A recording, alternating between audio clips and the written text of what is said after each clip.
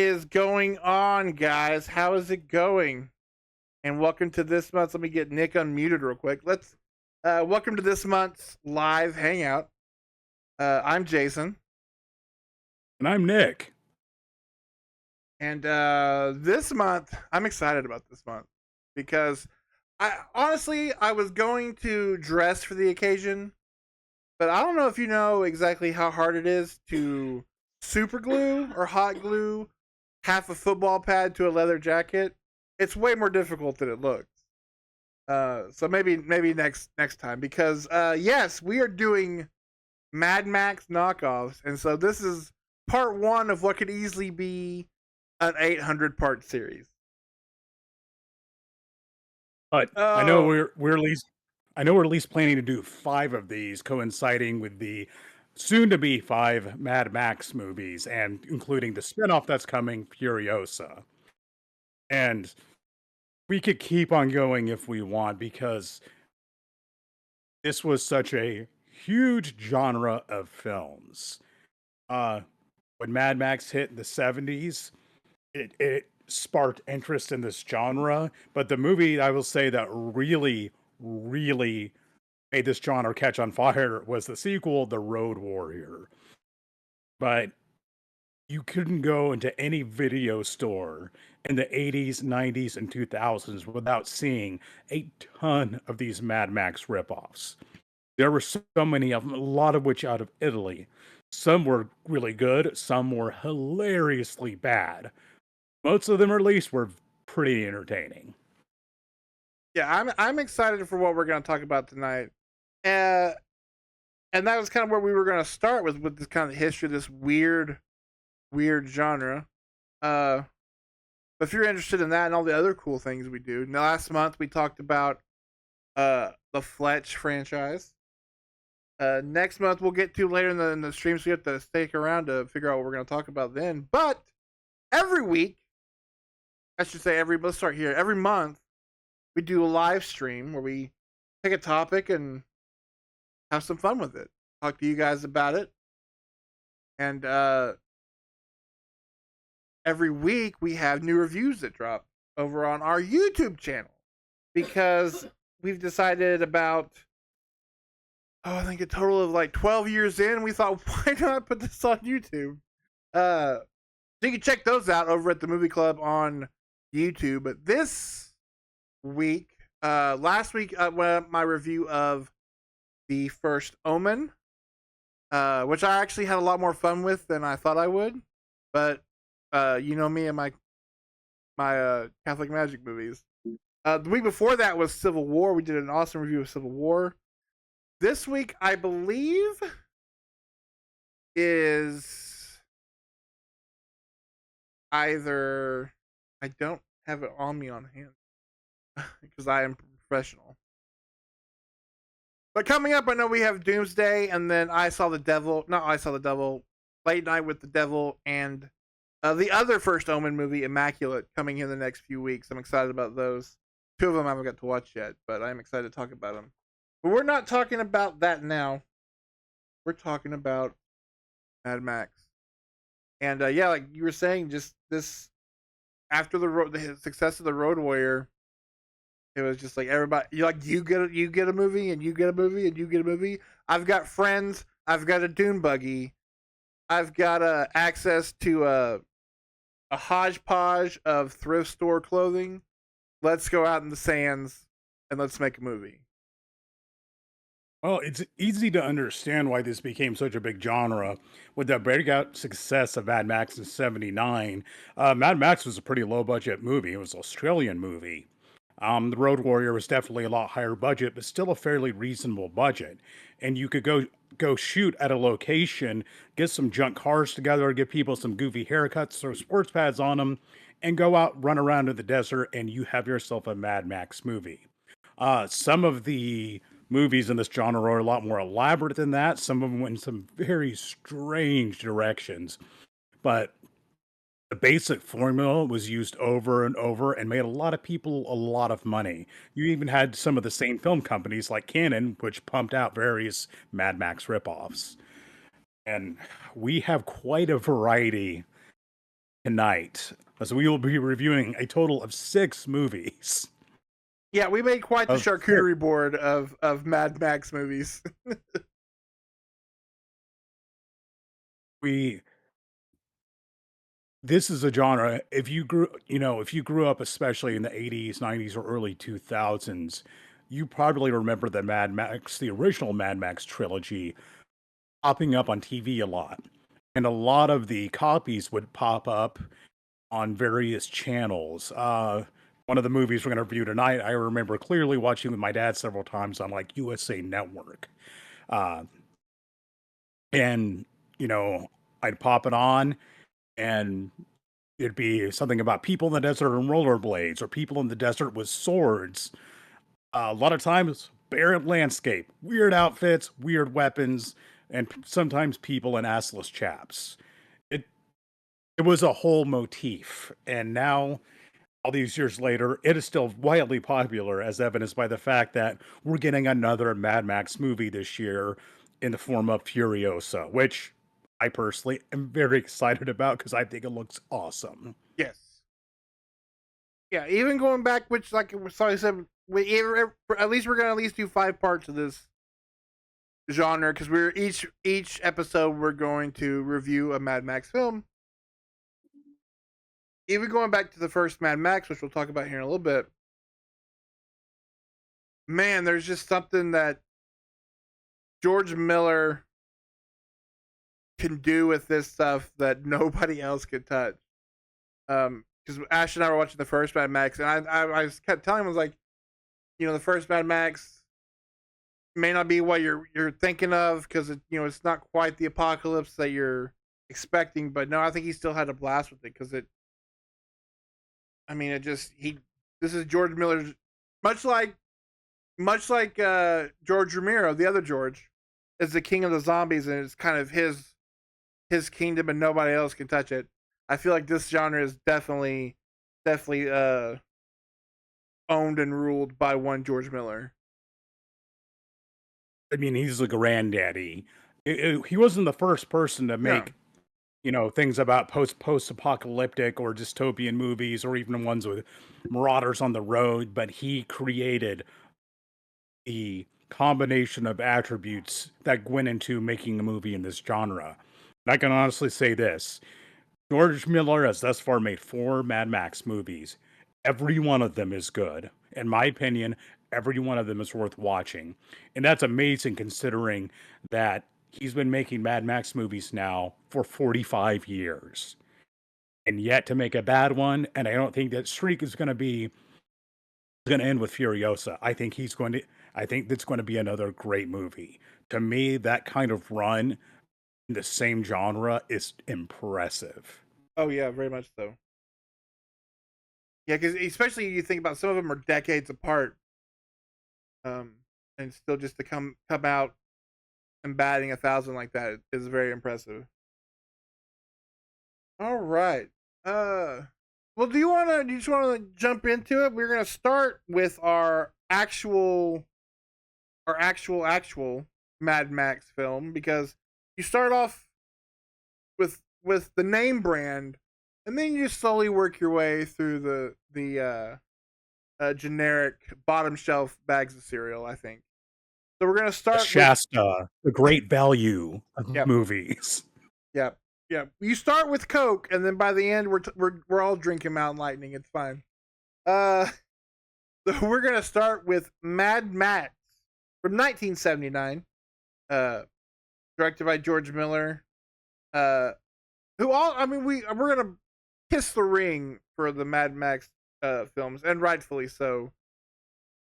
Very underlooked film of his is Witches of Eastwick, which I think Amber had watched for the very first time, probably a year or two ago, and that's kind of a weird, not George Miller-y movie, but still kind of fun.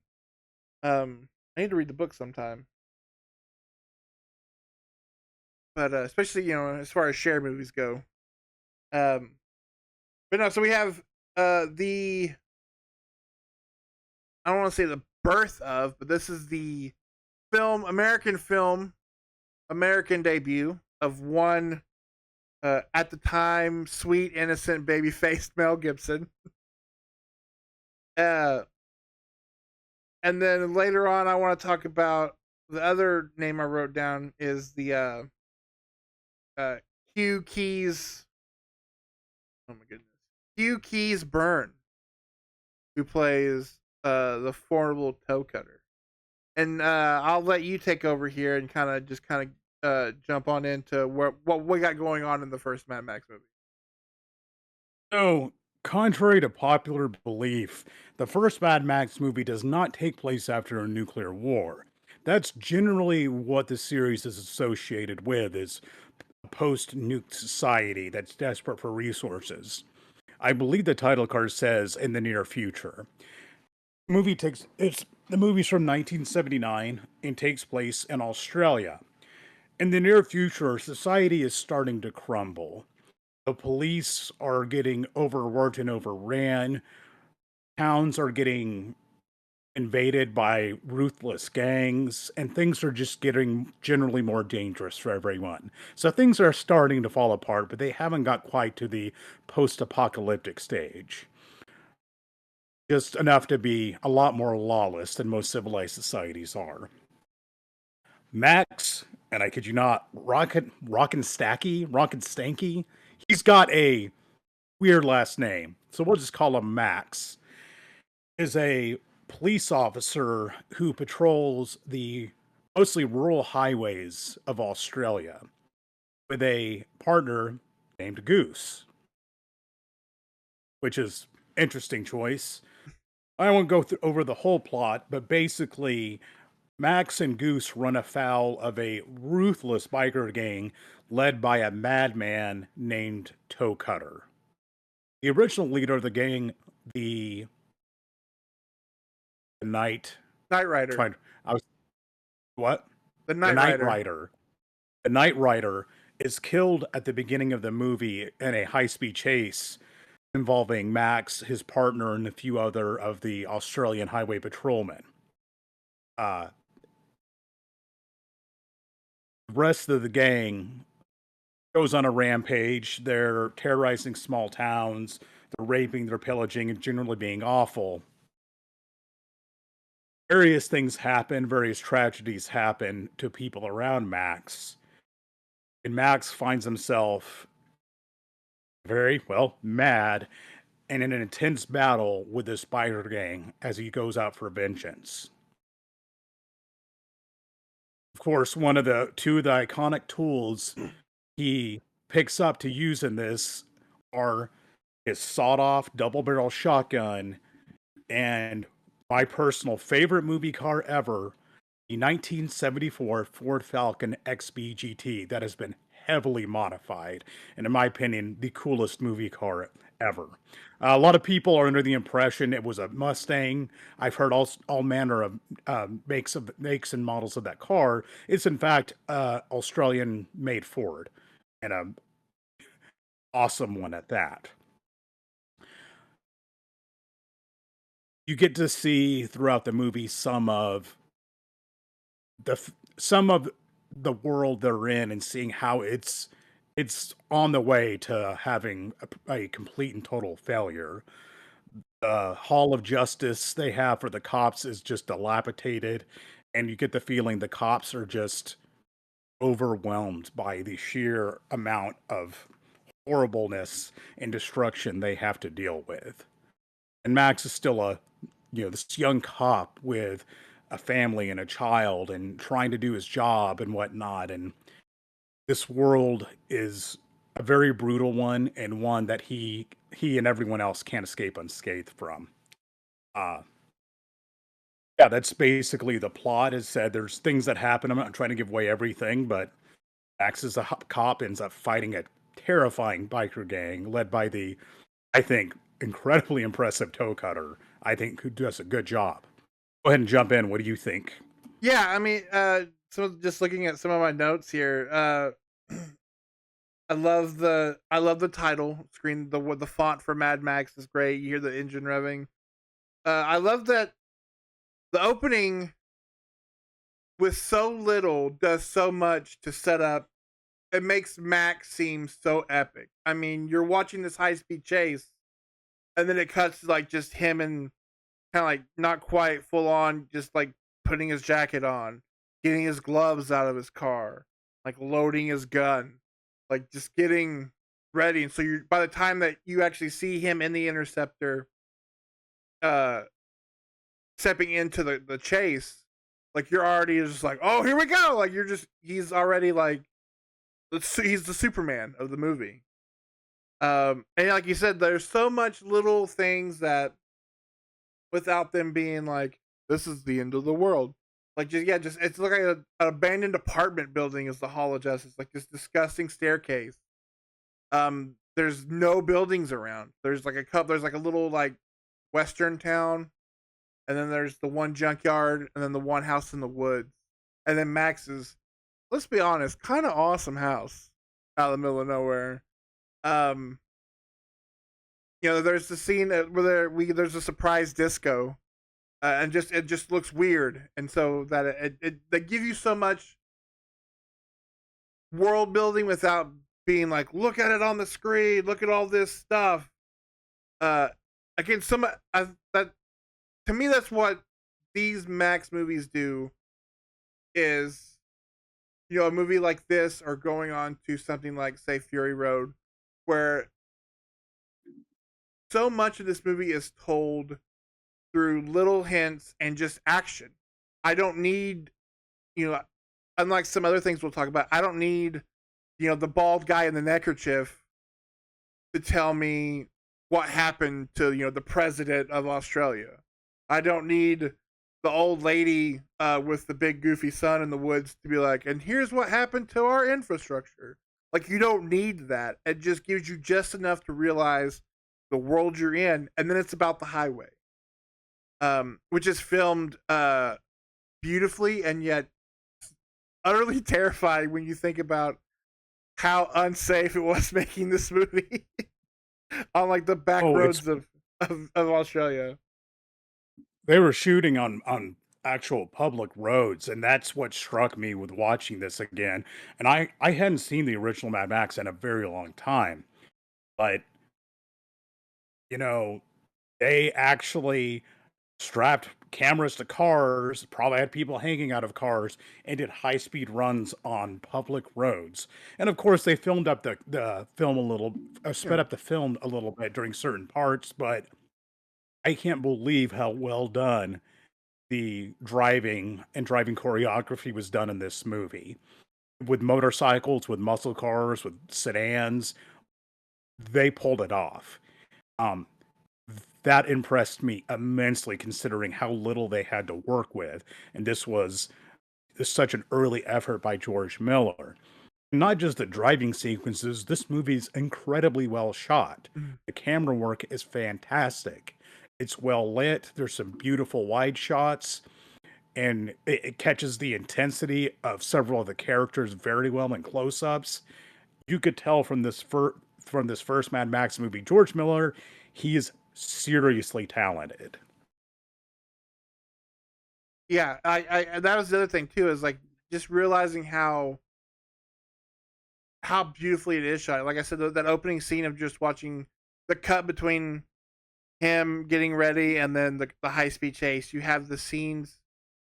Um, there's that scene where he wakes up from the nightmare after a certain accident in the film, and it's just this beautifully like his face is lit in red, and there's this crazy lighting going on.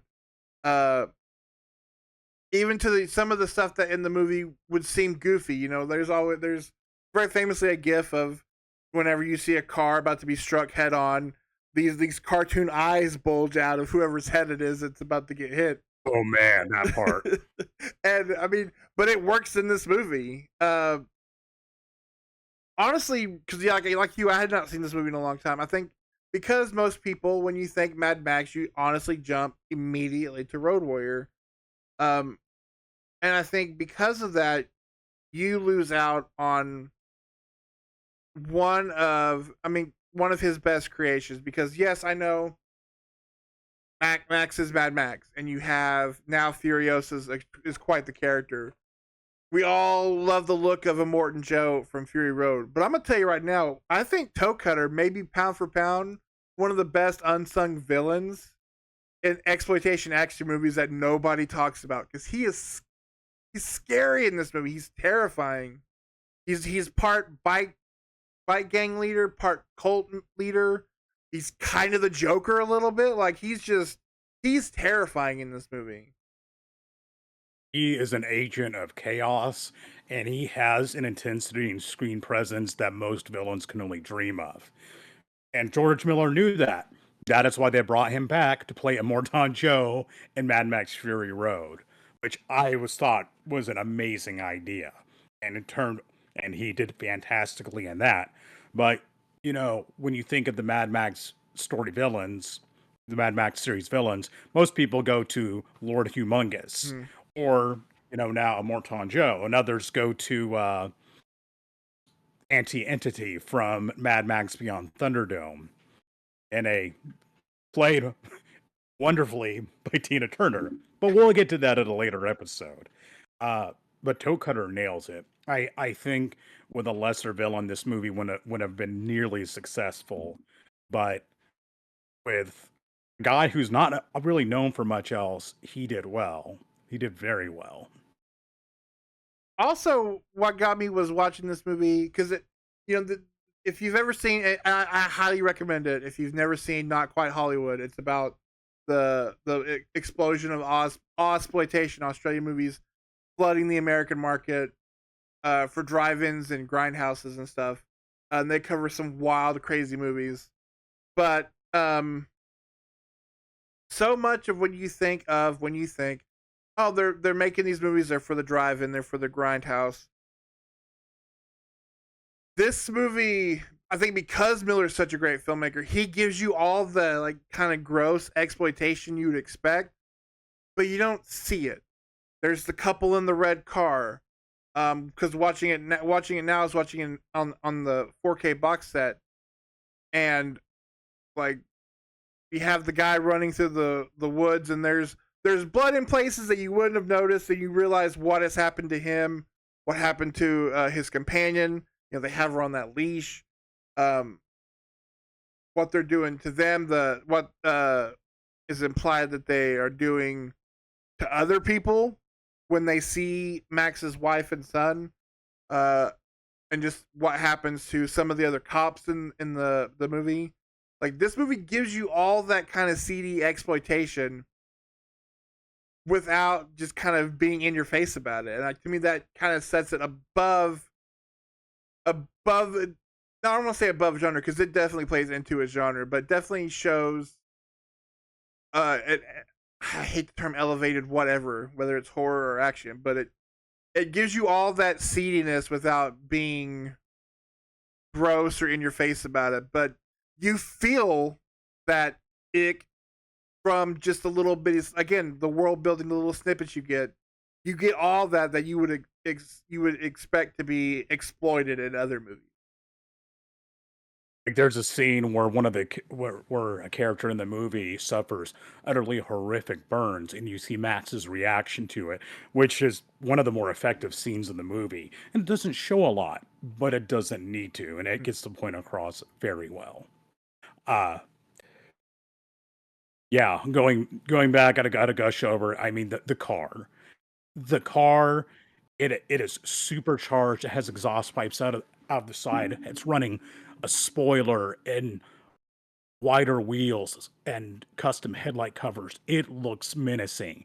It is a supercharged black monster roving the roads, hunting for its enemies. And it shows up again in The Road Warrior and is a very big centerpiece of that movie, and shows up briefly in Fury Road. Uh, it kind of if I won the lottery, it would be the first car I would buy is one of those. It's just it is such a impressive, menacing looking piece of machinery. Yeah, I've never been a car guy, but even an idiot on the subject as I am, you see that car in silhouette or when it's in action, you're just like, yeah, oh yeah. I also want to bring up the music of the movie. Like that Mad Max theme rips, and even the little like the like very, it's again it almost feels when you see that title card and you hear that big horn uh Mad Max theme, and he's getting, again, it just sets up him as almost this superhero. And there is that line in the movie where the chief is like, people don't believe in superheroes anymore, we're gonna make them believe in superheroes. And kind of that's what they're setting Max up as. This is the introduction of what will become, and throughout his films, a mythological character. And I just love the music in it, the terrifying when they're the couple, and then when later on the other people are being harassed by the motorcycle gang, like their menacing theme. The music in this movie is fantastic, and complements all the footage of it shot so well. Also, I want to give a shout out to the birth of the Saw franchise in this movie, because there's a scene where a guy is left to either blow up with a car, or saw his foot out of a handcuff. And I see you, James Wan. I think they pretty much said it. That's pretty much where the kind of like the basis of Saw started. But thanks, Mad Max, for 10 Saw movies. Yeah, that part is just like it's just like, man, that is stone cold when that line is delivered. It's like I think it's something like it'll take you 10 minutes to saw through those stainless steel handcuffs. It's like, but you might be able to get through your foot ankle in time, and it's just like, damn, that is a baller move. But great scene in a movie full of great scenes. But that scene, it really sticks with you, and And it kind again, of sets the stage it for the has character. it has the setup of, you expect you're gonna get this big like ha ha, and it's not played that way. It happens in the background with what happens. It does. It's not in your face with what happens to that character. It's played in the rearview mirror because it's in the past now. Max is all that. It's a moment for Max where Max is no longer Matt Rotatansky, like the most Rota. He's super Australian name. Rotatansky, Ramalama Ding Dong, whatever, Ramahorn, whatever his name is. He's not him anymore. He's just Max. He's just Max. And in kind of a way that is the beginning of this end of the world for him, and as we follow him on his journey. But no, having not gone back to this one in a long time, dude, this movie is a total blast. Yeah, I always seem to think that the Max's fighting with the biker gang took up a significant portion of the movie, and honestly, it doesn't, Mm-mm. surprisingly. But it's all so effective, and it's well paced, and it's well pulled off. I could definitely see, especially given how successful this was even outside of Australia, why this sparked so many imitations and a film franchise. Deservedly so. I just don't think anybody, if they had if George Miller had passed the torch to somebody else, I don't think they could have done nearly as good a job. No.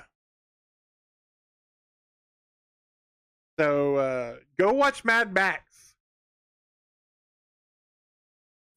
It's a cool 90 minutes. Awesome. All right. Well, that's all I have to say about the OG Mad Max. Do you have anything to end with before we jump into what's next? It gave me my love of loud muscle cars and sawed-off shotguns, and that was the first time I desired having a leather jacket. Although I will never look as cool as babyface Mel Gibson in that movie, but who can? Well, I don't think either one of us could pull off a skin tight baby blue T-shirt underneath that leather jacket. All right, let's see what's going on here. There was a lot. I drank a lot of Shasta as a kid too. But then we switched over to was it the Walmart, like Dr. Their Thunder Thunder. and all that good stuff.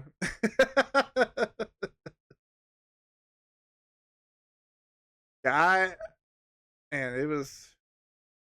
Of course, none of those sodas ever top Cactus Cooler, but that's okay. They're not meant to. Uh, Uh, yeah, I mean, that's the thing. This is the start of Mel Gibson as a heartthrob. Travis and they're talking about Mel Gibson looking like a snack, and it's just he was a handsome guy, and I remember my mom was fond of watching the Mad Max movies because she too thought Mel Gibson was quite attractive, and oh yeah. for a guy who got a start in a genre movie, man, he went on to have massive success, at least until he completely went off the rails. But we'll just kind of move past that. Yeah, they're slowly letting him back in. Ironically enough, in genre movies only. But you can't can't call people sugar tits. Yes. You just can't. And any other number of things he called people. Oh, I chose the nicest of all of them. Uh, Yes. all right. So this one I wanted to kind of talk about because coming off of watching the again terrible, utterly terrible remake of Roadhouse, I needed my Swayze fix. So you recommended Steel Dawn, which what a name! Come on, Steel Dawn from 1987, directed by Lance Hood. I'm getting so old I can't read my own handwriting. Who directed Missing in Action 2? Which, so now my question, this is a weird random canon question. Did he direct Missing in Action 2? Because 2 became 1, and then the original Missing in Action became the prequel sequel. So he directed one of the Missing in Action movies.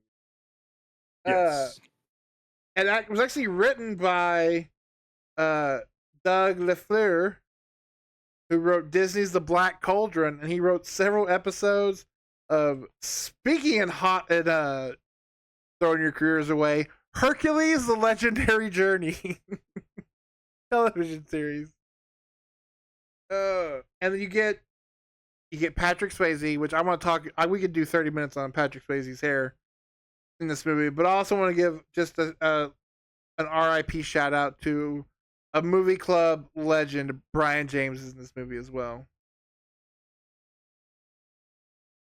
So I had this thought with Steel Dawn. I'm gonna let you kind of break this one down. But I do have some thoughts about this movie, but I'll let you kind of give the broad strokes because this one was kind of the ones we watched. This one was kind of the slowest for me. Yeah. But I think I wrote down here it's Mad Max meets Yojimbo. What's kind of my notes of the theme of the movie. You want to go over the plot? Yeah, so it's as best I can remember because I took notes. I'm losing it. So in the future, of course, it's always the future. It's essentially kind of, I say Yojimbo. It's a samurai movie slash, kind of a spaghetti western, where we have this stranger who wanders into town and has the help. But there's this evil group led by a guy who carries a knife in the worst possible place when you're fighting For him, real. because he's gonna just lowball you with this blade. They carry these goofy swords, and he helps out this. What are they? Water farmers? Near as Wind I could farmers? tell, water farmers. And it's a beautiful woman and her son, and Hulk Hogan looking Brian James. But they're not together. because the minute Swayze walks in, you're just waiting. And what's really funny is you see this woman. She's tall, very tan, and just bleached out blonde. And of course, my other major Swayze movie is Roadhouse, where he hooks up with Kelly Lynch, who is tall, very tan, and just bleached blonde. And I'm just going, oh, Patrick Swayze had a type. Uh, Yep. but he does this wild martial arts in the desert where he mostly stands on his head and holds his sword incorrectly for sword fighting. But it looks cool when you do it. The old Star Killer from the Empire, or was it Force Unleashed? But yeah, there's a ball kneeing sword. And then there's the little boy. I couldn't stop laughing because I didn't write down what his actual name was in the credits, but they sounds like they keep calling the little boy Jugs, and so that made me laugh. Like every time they said the little boy's name, I would just giggle. Um, and I don't know, like I found this movie very slow. There were huge chunks of the movie where I was just like, I need something to happen, but then something would happen that would totally like bring me back in. So it was like I'm watching it, and I'm like, nothing's happening, nothing's happening. Oh my god, it's Arnold Vosloo, awesome. And then you get to there's a scene which is essentially kind of like Fury Road if you filmed it all in at night. uh, there is even a pod race of sorts in this movie. I was seeing a lot of like a lot of episode 1 was going on in this movie. Um,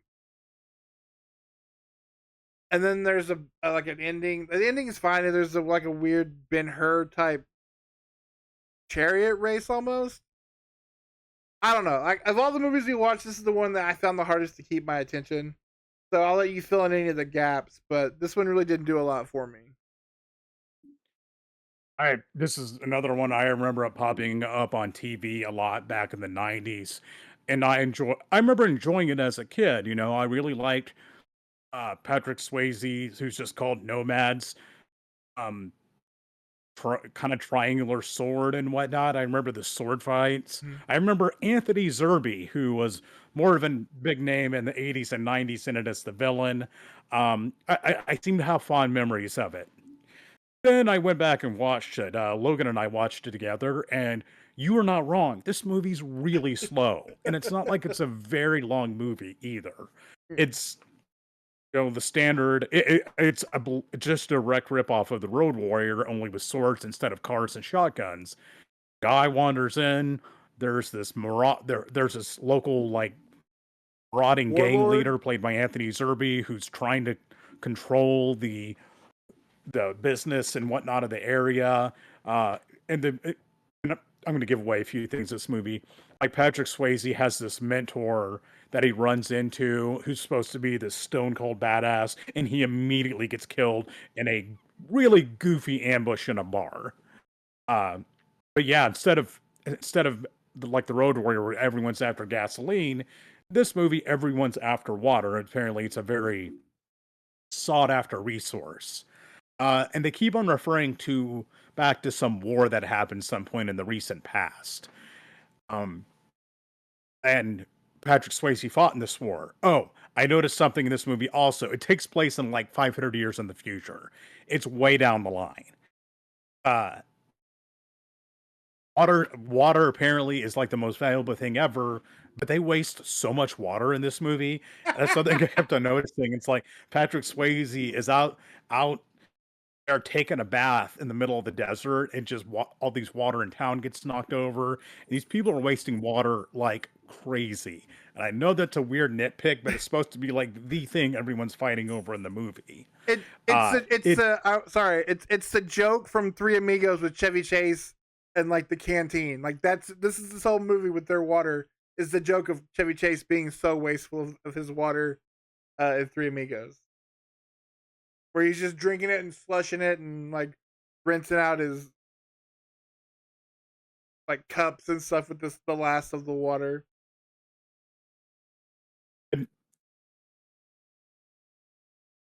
One thing in this movie that Logan and I were talking about watching it is everyone's so clean. I mean, the female love interest, she's like, her clothes are clean, her hair is crimped and on point. You have the main other swordsman who's like Patrick Swayze's enemy, who has the most, I mean, awesome 80s hairband, like floofy hair. And it's just everyone looks clean and well put together and well fed as well. But it's just,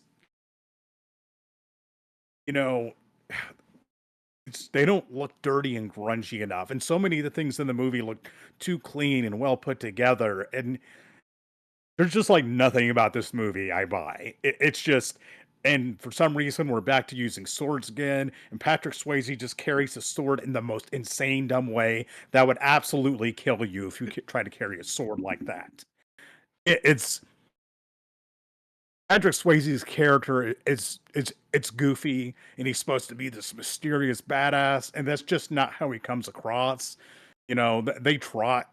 There are fights. None of them are particularly well done, and this movie just doesn't work. It doesn't.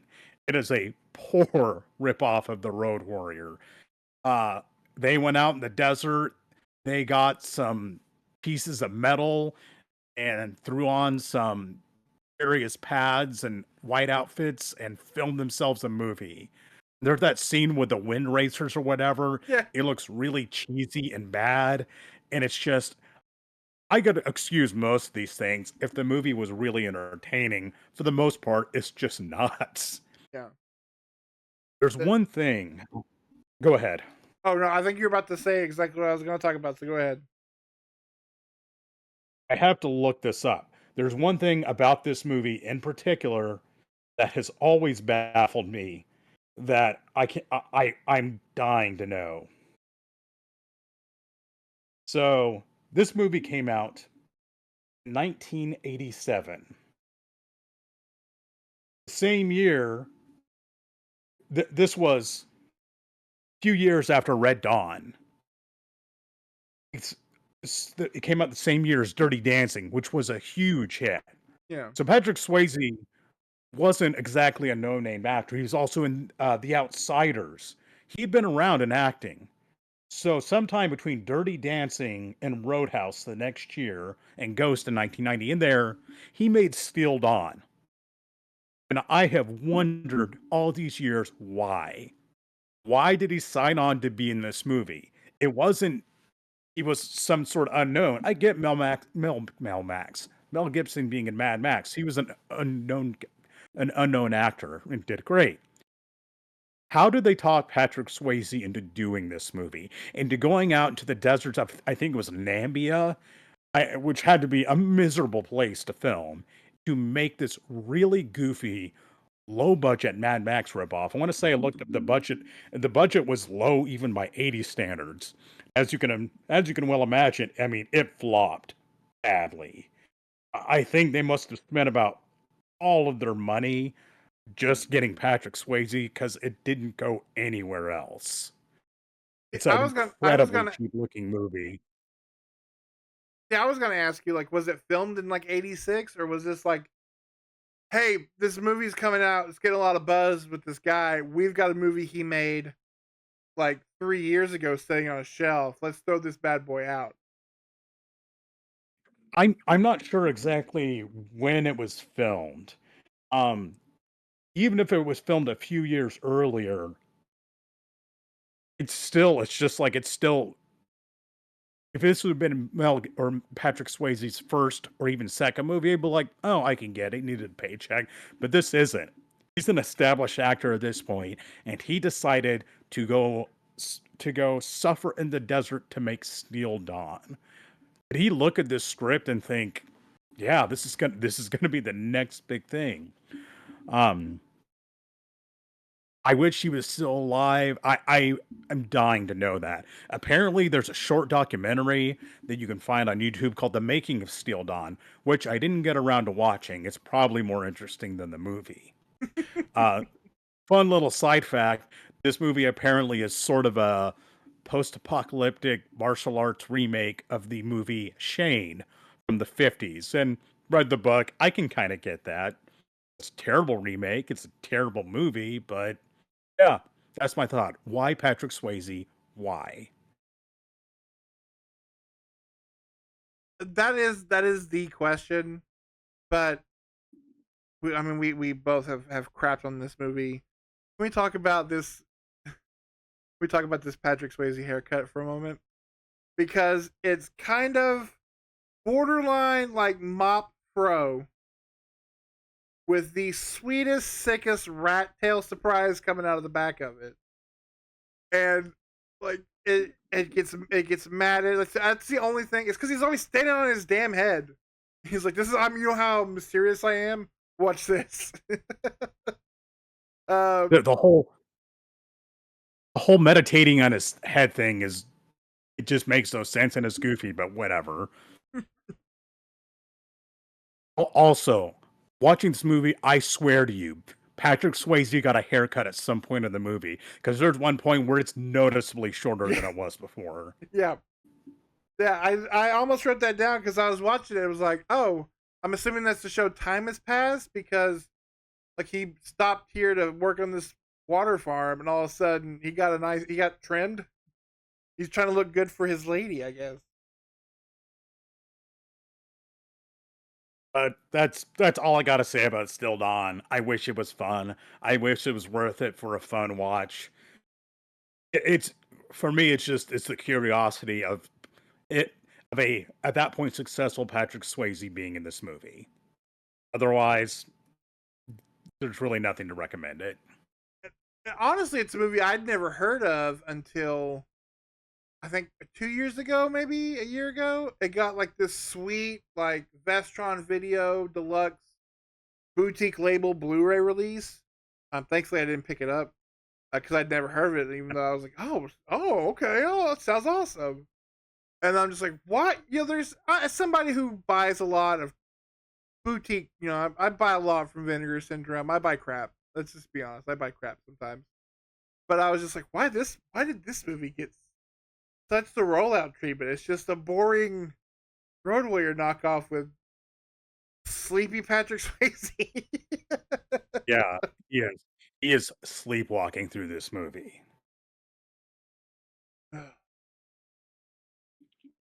Now, so this next movie deserved the nice release it got. This is a movie that I probably throughout all our times in all of our video stores growing up, I probably saw the cover to this movie 1,000 times. And looking back on it, probably so did both James O'Barr and Alex Proyas because I want to get into my complaints about the cover of this movie giving me something that is not in this movie. But it's 1986's Dead End Drive-In. Uh, this movie, we're back in Australia, where apparently they can do these things right. Directed by Brian Trenchard Smith, who can make Turkey Shoot. For you American movie only purists, he made Leprechaun 4 in Space, which I will fight you may be the most fun Leprechaun movie. Uh, he also made a lot of like we talked about BMX Bandits, Stunt Rock, The Man from Hong Kong, uh, a lot of wild Australian movies. He's all over that documentary.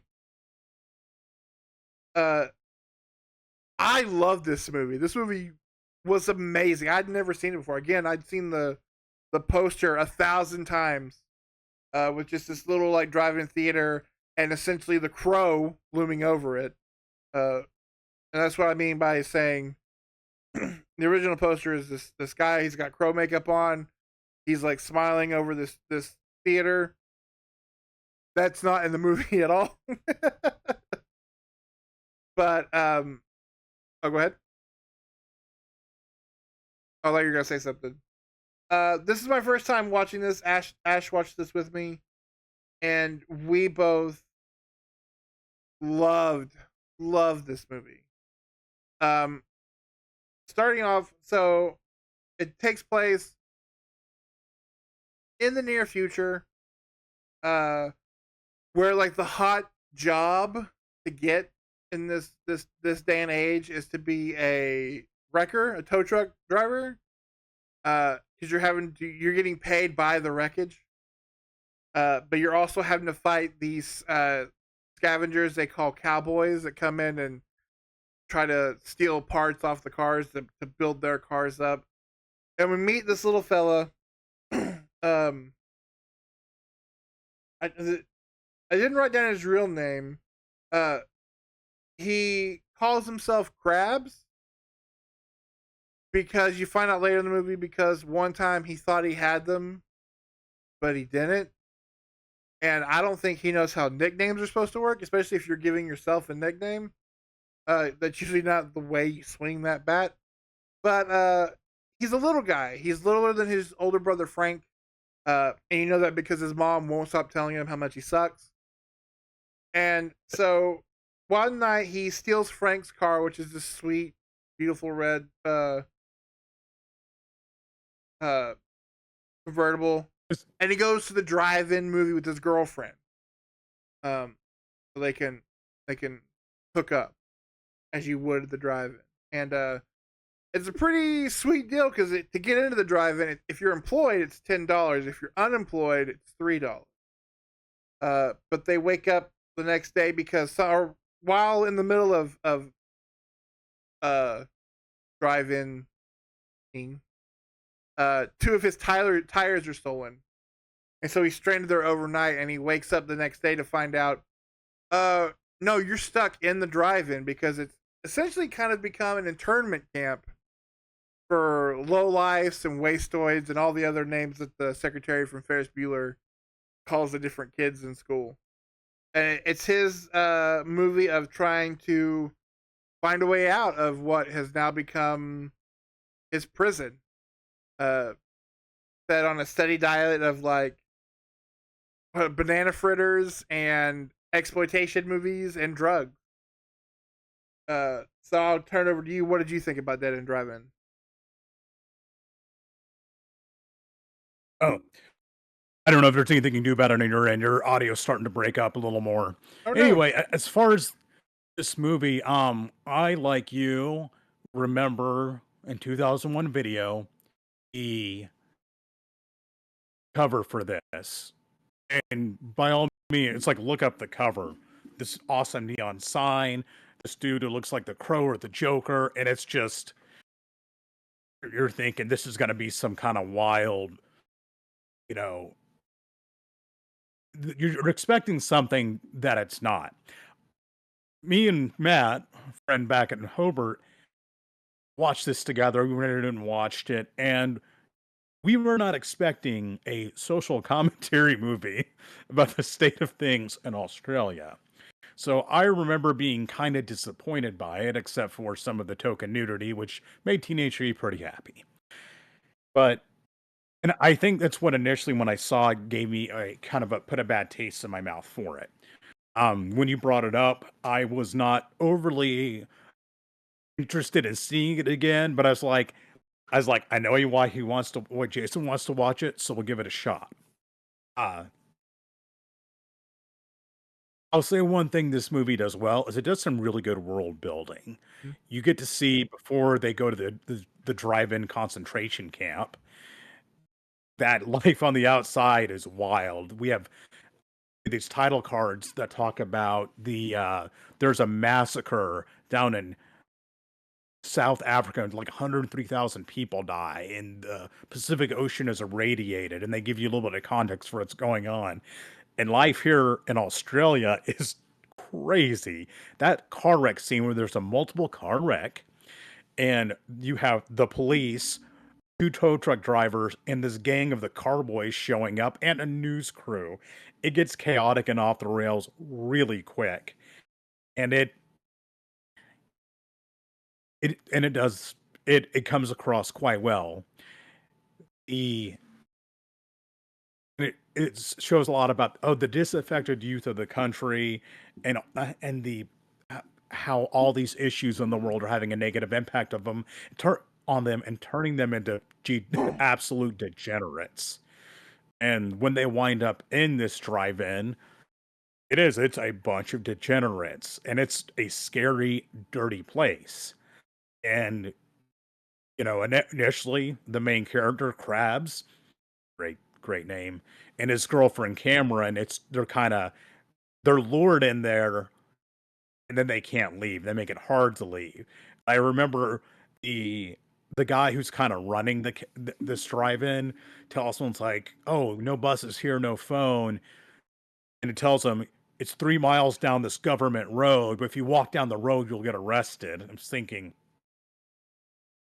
I don't know, I might chance it there compared to staying in. And it's there's cops that roam around this internment camp, and the fences are electrified, and it's a super sketchy place. But it's there to keep these young people placated, fill them full of junk food, and show a bunch of movies. People tend to hang out, give them some alcohol, maybe give them some marijuana, and it keeps these people who are potentially a problem uh, contained, lures them in and keeps them there. And a lot of them just seem to eventually lose motivation at leaving. I I think this movie's all right. It's I appreciated it a lot more the second time around. I actually think the guy who plays Krabs, does a pretty good job. Um, but I agree with something you said earlier about how this is a movie that could be due for a remake somehow. I really like the concept. I don't think it's pulled off as well as it could be, in my opinion. It's not a bad movie by any means.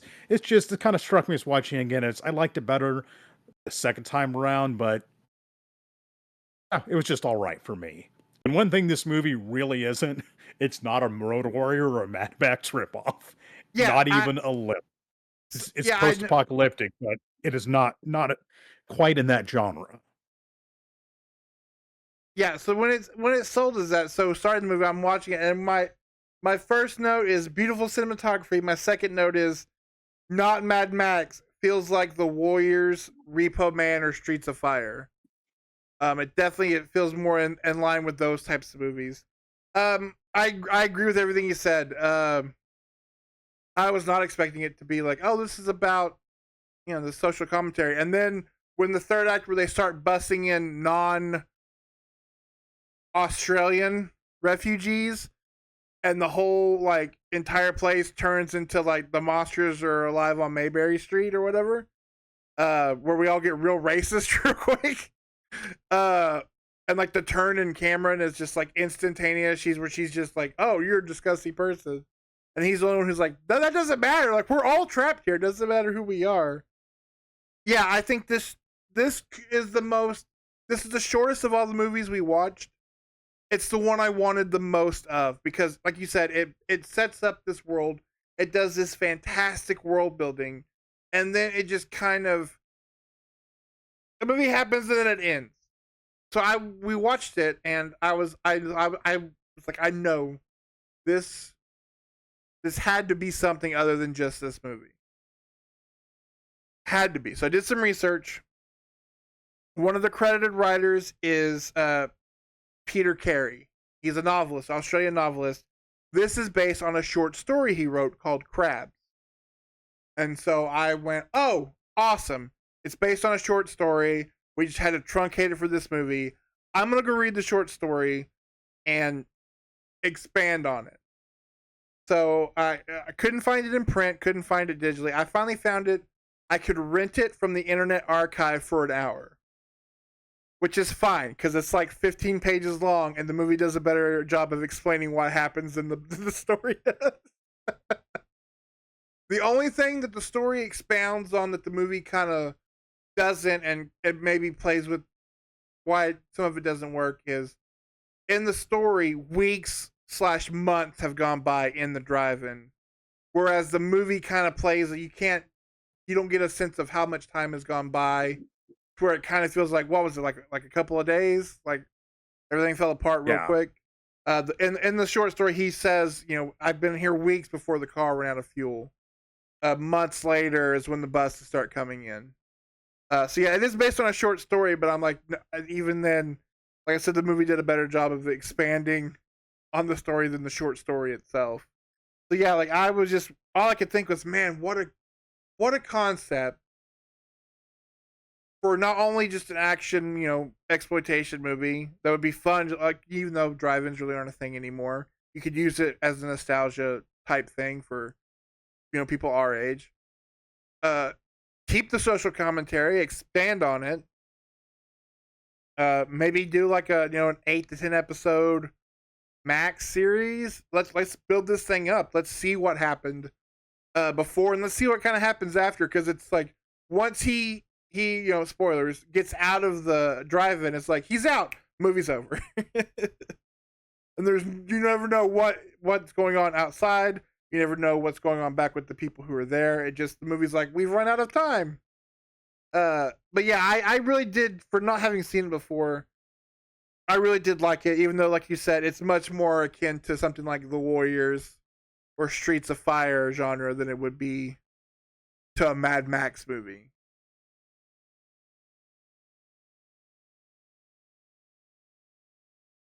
I had a few notes I wrote down. The synth keyboard music of this movie is great.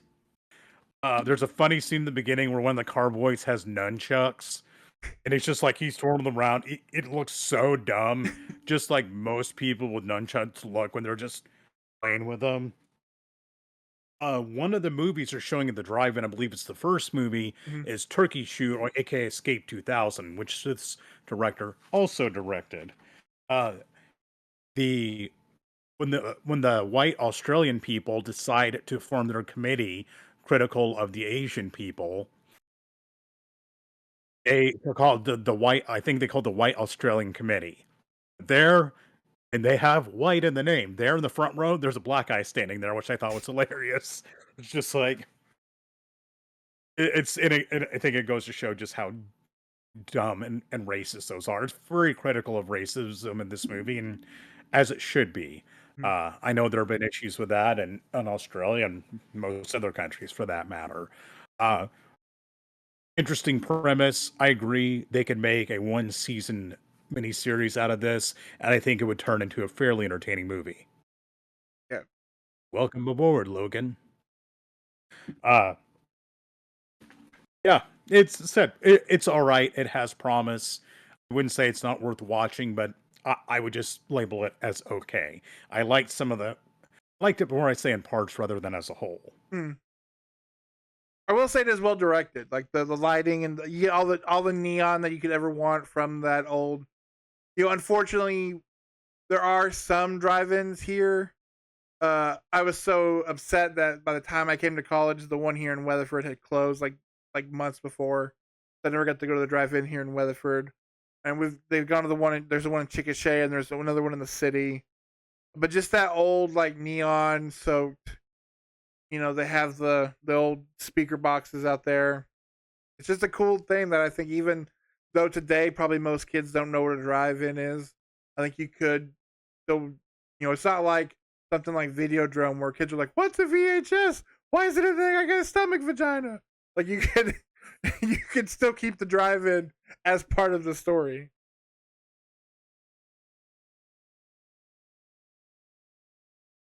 Yeah, Dead End Drive-In.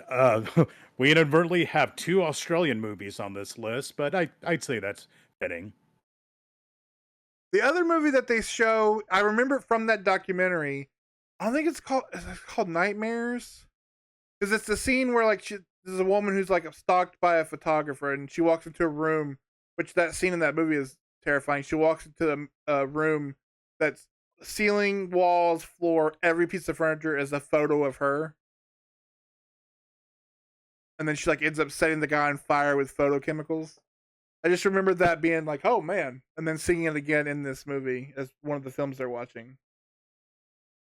But I can't remember the title of the movie. I'm gonna check in with the chat. I'm gonna step away for just a minute, and we will move on to one I'm excited to talk about. All right, let's see what's going on. Welcome, Logan. It's about time you got here. Uh, we were bad mouthing you the whole first 30 minutes, so sorry about that. We were discussing Mad Max. Yeah, so the next movie we're going to talk about is one that I have some stories about. But what about you guys? What are some post-apocalyptic uh movies that you guys are into? I know coming up, one that I watched as soon as Nick was like, we could do like Mad Max knockoffs. One that kind of popped in my brain, that almost made the list, but then I was like, no, I kind of want to do its own video. And it's coming up. I don't think it's this weekend. I think it's next weekend. The review will go up on our YouTube page. Is Doomsday, Neil Marshall's Doomsday, which is like a little bit of Mad Max, a little bit of 28 Days Later meets a little bit of like Night Riders. It's like kind of like a huge homage to Carpenter and Romero. That is an awesome movie that you should check out. Especially check it out before you watch the review. Uh, what is happening?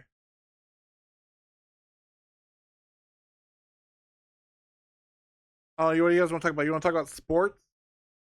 Huh? Well, wait for Nick to get back. How the Wolves? The Wolves won today, 2-1. So that's exciting. I think it was one of the best snaps Amber had on a Saturday. Was watching me watch a soccer game. I honestly don't have anything unless you guys do. So we're just filling air. What do you guys want to talk about? Hmm? You guys want to? Oh, there he is. There, I did it quite professionally, and I'm just high marks for all around for myself.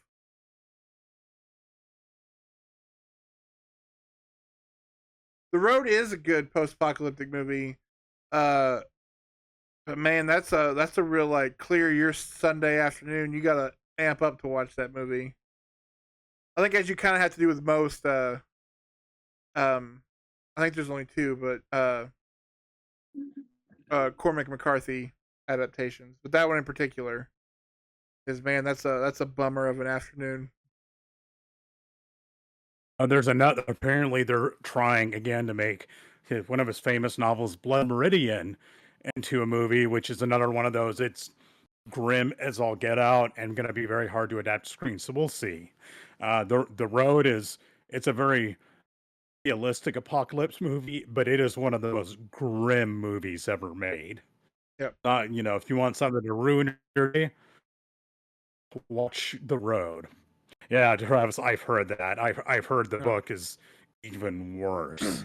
But it's not the fun assless chaps and leather jacket and muscle cars apocalypse. It's the depressing avoid cannibals while not starving to death and everything's gray apocalypse. Yeah. Ooh, Although I do well hope done, they very get Blood very well Meridian done movie done. though. I do hope they are able to do Blood Meridian. I would be curious to see that. Mostly to see how they pull off the judge on screen. The movie's gonna rely heavily on casting that character correctly.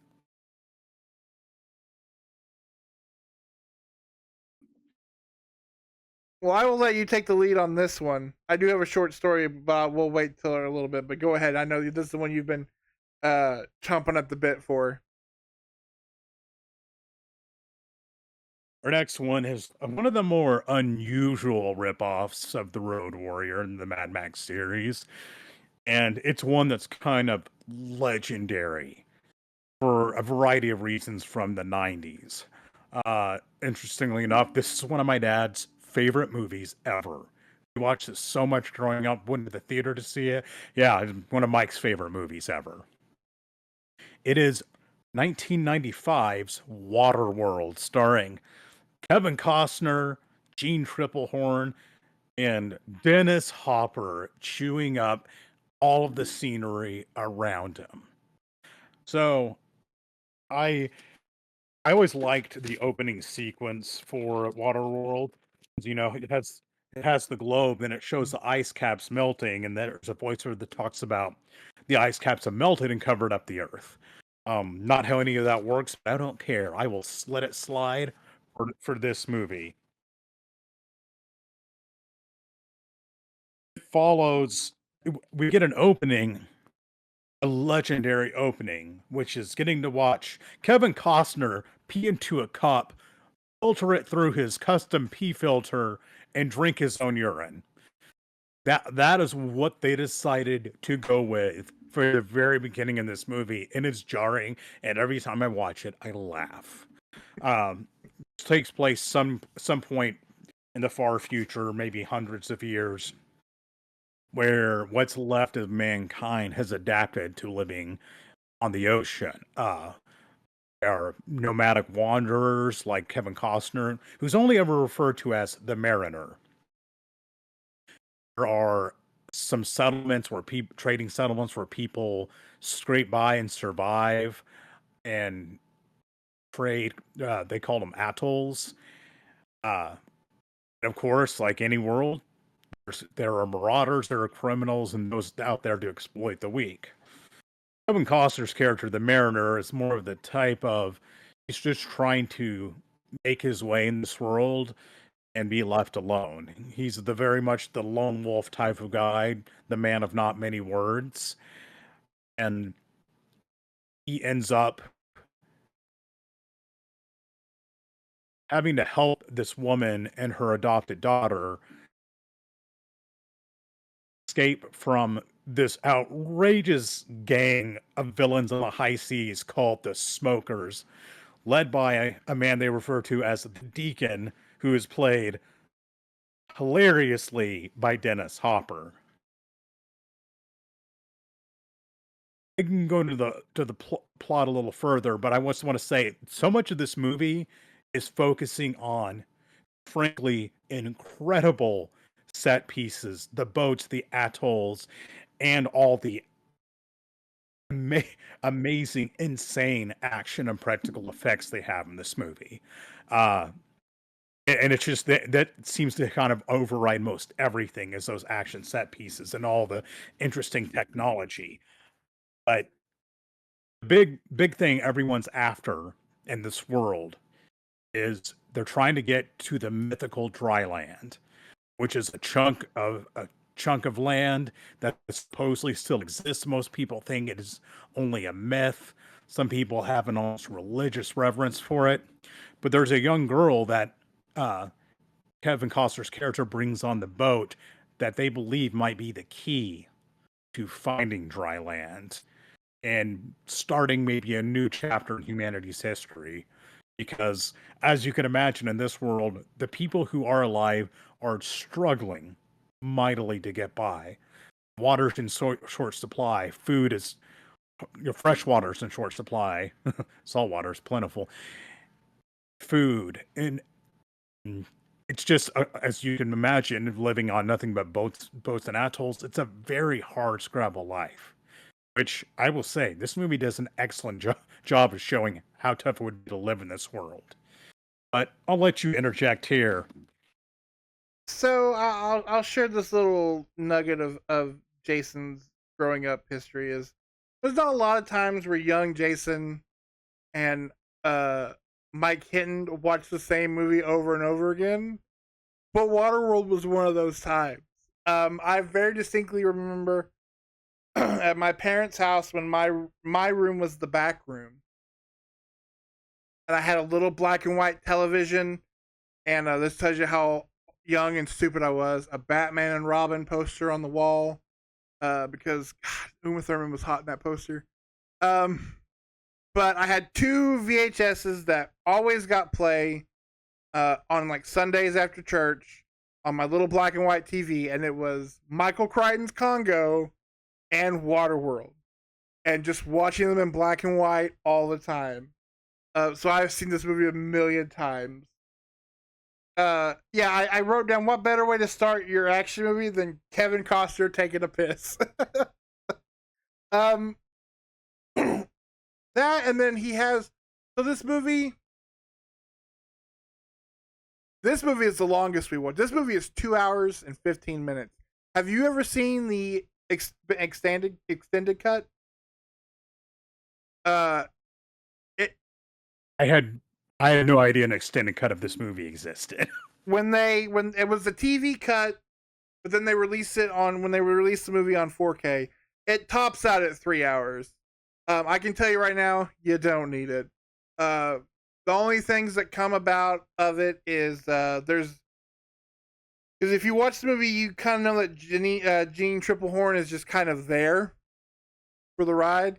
They give her character a lot more like lines. All her lines got cut to this extended cut, so they actually make her a character instead of just like somebody there.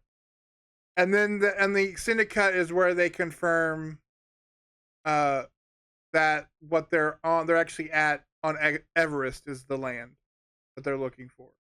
It's Mount Everest. Um, Otherwise, it's just more of kind of what the worst part of this movie is this weird boat porn. Now, I don't mean the stage show stuff. There's a reason why the stage show for this movie outlasted this movie by decades. I think it just recently shut down. Where you could go watch the Waterworld stunt show. But just there's so many long scenes of just watching what this boat does. Because Kevin Costner has what looks to be the most uncomfortable boat to ever sail the ocean. Especially if you're living on it. It's just nets and like the weird gyro thing in the middle and then sails. But there's so many shots of just like the bow extending and the post comes up and all this unfurls like it's just you're watching the boat work. I love Dennis Hopper so much. He was one of my favorite actors. Because even in the stupidest, trashiest stuff, I'm assuming it was probably the cocaine, but he gave that movie 120% of whatever it was. And he is great as with this. There's this long running thing about like he's got this fake eyeball that looks terrible with like the fake like bristly eyelashes that are on it. You have honestly my favorite. I know I'm dead and I'm excited about it. It's the old man in the tanker, who is literally me every day at work. Where he sees he's in this giant tanker. So the smokers have this giant oil tanker, like Exxon Valdez type ship that they live on. It is And like, is actually the Exxon Valdez. is it Shows really? it. It is the Exxon Valdez. The boat that crashed around Alaska in the 1980s that caused one of the worst ecological disasters of the last century. Yeah. The Exxon Valdez itself. Don't know how they pull that off, but yeah. So Don't know how the there's smokers several found times that ship or whatever. where like the whole boat is empty. Like everybody just lives on deck. And like there's just one small sad old man in a rowboat like on a river of oil. It's a river of oil. But he just lives in the dark in this oil. And there's a scene where a lit flare is dropped down into this vat of oil. And as he watches, he goes, "Oh boy!" Like, "Oh good." Before the ship explodes. He says, "Oh, thank God." Yeah. Just like he couldn't wait to die fast enough. I do have a question for you though, and besides blinking you miss it, baby Jack Black in the movie, why is everybody so afraid of mutants when there's only one mutant, and that is Kevin Costner? Because spoilers, he's kind of Aquaman. It's discovered that Kevin Costner's character, the Mariner, has gills behind his ears, which allow him to breathe underwater, and webbed toes. So he's a mutant fish man.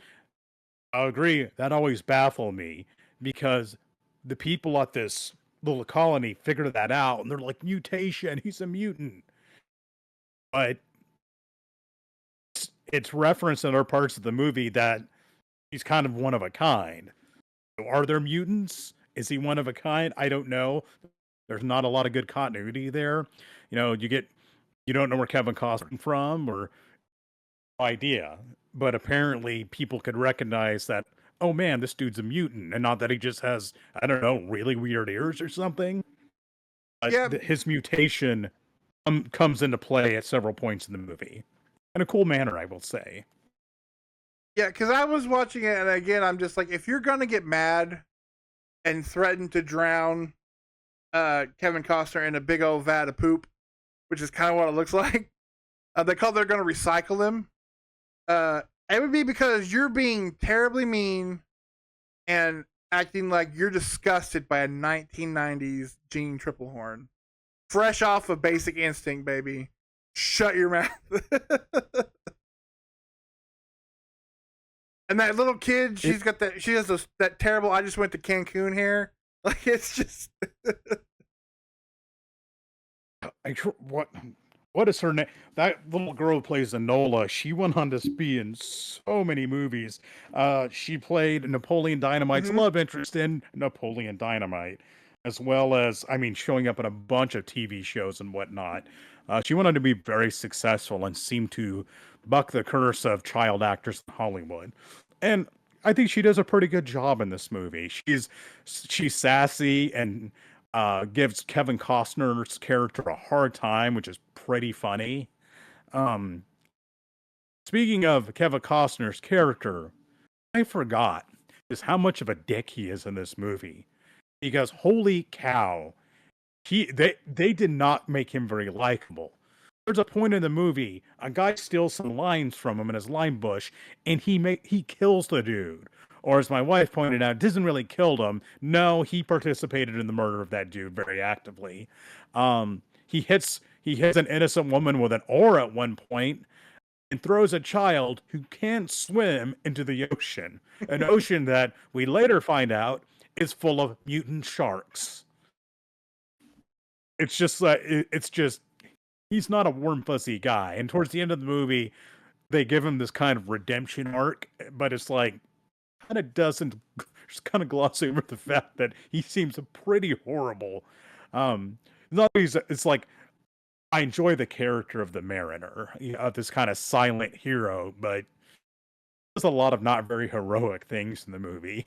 He's petty, he's mean, and I don't know, if I was a mutant fish man living in a world made of water, maybe I'd feel that way too. yeah. And there's like these weird, like the movie has all these weird tonal shifts. Like you have all the set pieces of like this, the synchronized skiers jumping over, fire ribbon, and we're like submerging jet skis up out of the water and then chasing people down. And then there's this scene where Kim Coates shows up and really just wants to bang that little kid, but Kevin Costner won't let him. This is kind of a big dumb movie, but I can't help but love this movie. It's ambitious and it's Road Warrior with boats.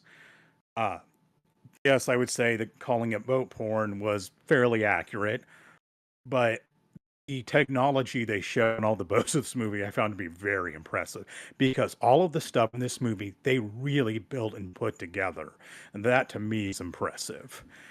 The action set pieces you have, especially during the assault on the atoll, are crazy.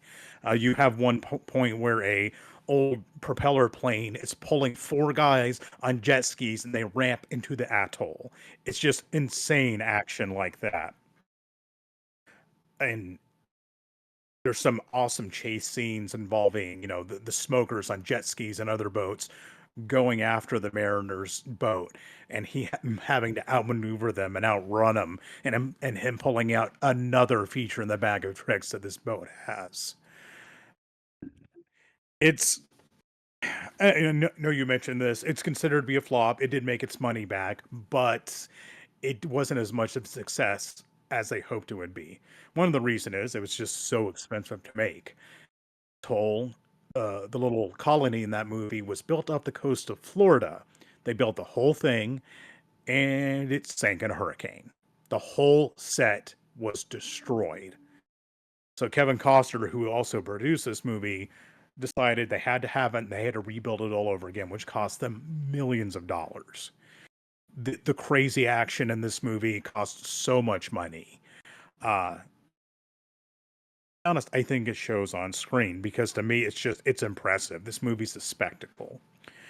It's nothing terribly special plot wise. It's kind of just sort of, it doesn't have the greatest ending, but it's a beautifully shot movie. The action is pretty stellar. The score is epic.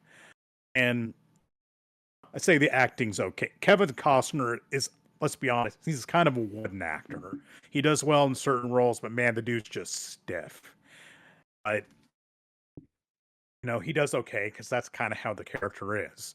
Gene Triplehorn is just there, but Dennis Hopper he's so maniacal and evil and hilarious. It's nobody else could have done that role as well as him. I will say though, there's like another thing, the morbid thing I wrote down: the people puppets. There's at one point the smokers are using people's dead bodies as puppets, and it is morbid. But I was like, that's an interesting touch. I think we already mentioned Jack Black, who I had no idea until I watched this again. He was in that movie. And also, what kind of terrible parent are you when your kid can make it to the age of 10 in a water world where everything's literally water and they can't swim? What is wrong with you? Well, it's the same parent who's like, you know what this baby needs? Upside down tattoo to to dry land on its back. It'll be fine. But it's just Gene. Presumably, Enola had been with Gene Triplehorn's character, whose name I couldn't tell you with a gun to my head, for quite a while, and still never learned to swim. I think that's being more important than learning to walk in this world. Also, the CG, like not so much like the shark fish, but like the mutant shark thing, but like when he goes underwater and you see like the underwater cities, destroyed cities, it looks really good. It does. The visuals have held up shockingly well, considering that this movie is almost 30 years old, which makes me feel absolutely ancient. When it shows them, there's the cool scene where the mariner goes underwater and you see the ruins of these old cities. It looks pretty decent. It doesn't look as eye popping as I remember. Again, this movie is almost 30 years old. Uh, I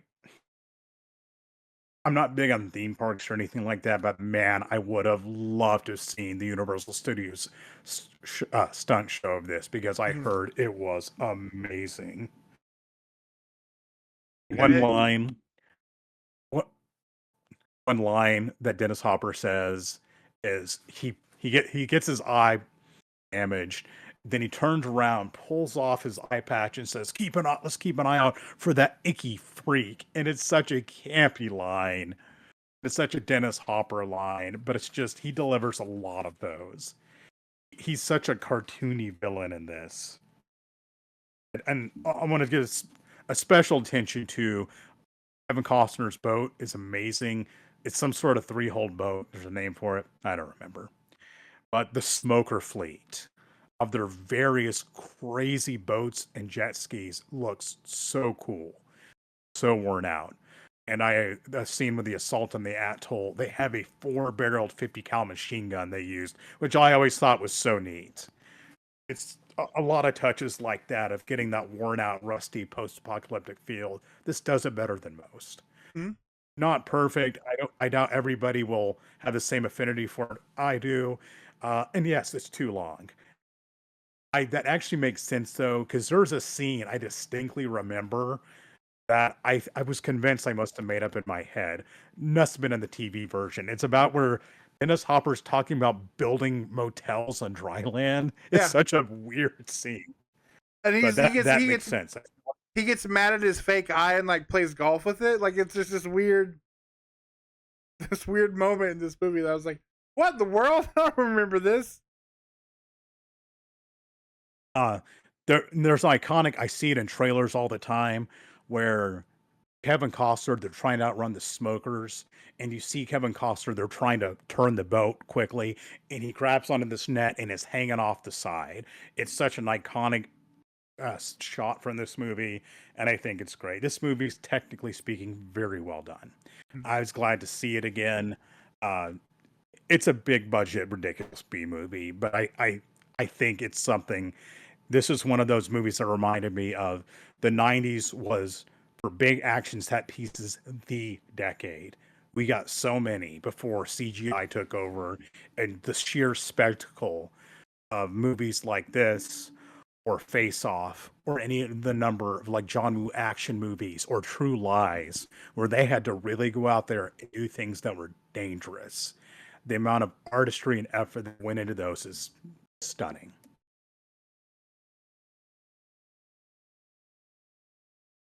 Yeah, I agree. Like it was fun to watch again. It is one of those that has become in pop culture has become such a joke, and yet when you actually sit down with it, you're like, this is actually a lot of fun.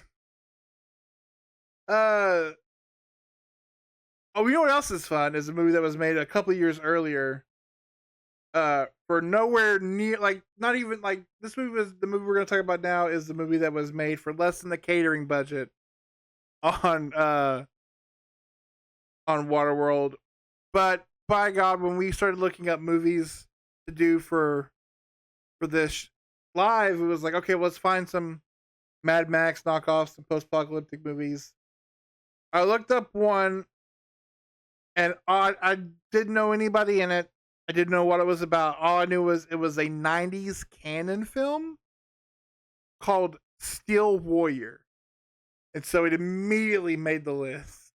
So not only do we have two Australian movies, but we have two movies with steel in the title. This one, by far, as we'll get into how good it is, it was a lot more fun than the other one. But do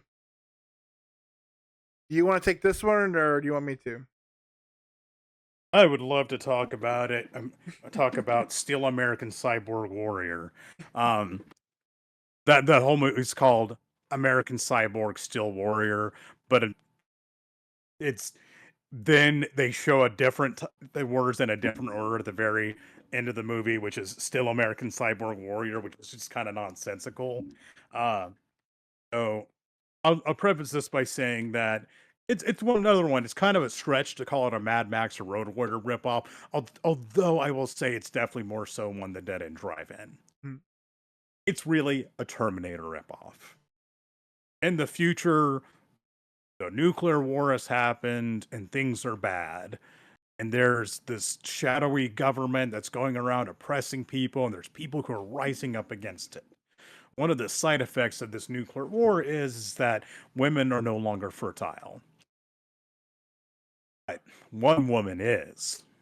She's on a mission from this rebel faction to get her fetus to a boat so they can escape to Europe. And I say fetus because she's carrying around this baby fetus, this jar, hooked up to this electronics to keep it alive. For some reason, they decided to grow it outside of her body, even though she's fertile. But the thing is, she has to get it to this boat, which has the technology to keep it alive in 48 hours. There's a lot riding on this. The future of humanity is riding on this.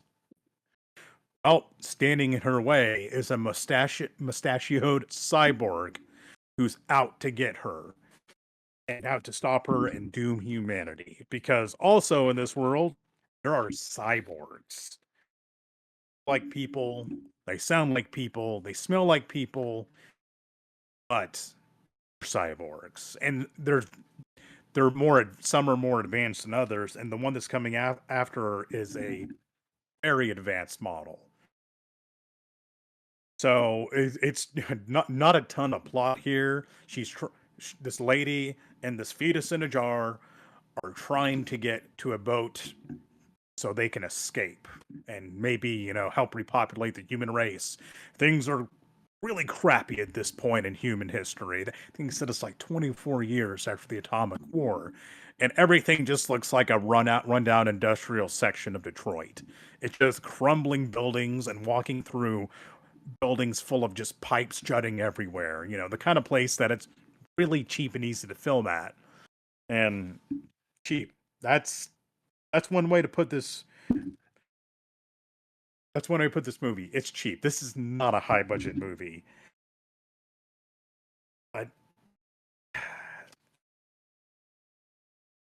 it's it's similar to a lot of the same kind of movies in this genre of the 90s involving robots or post-apocalyptic stuff.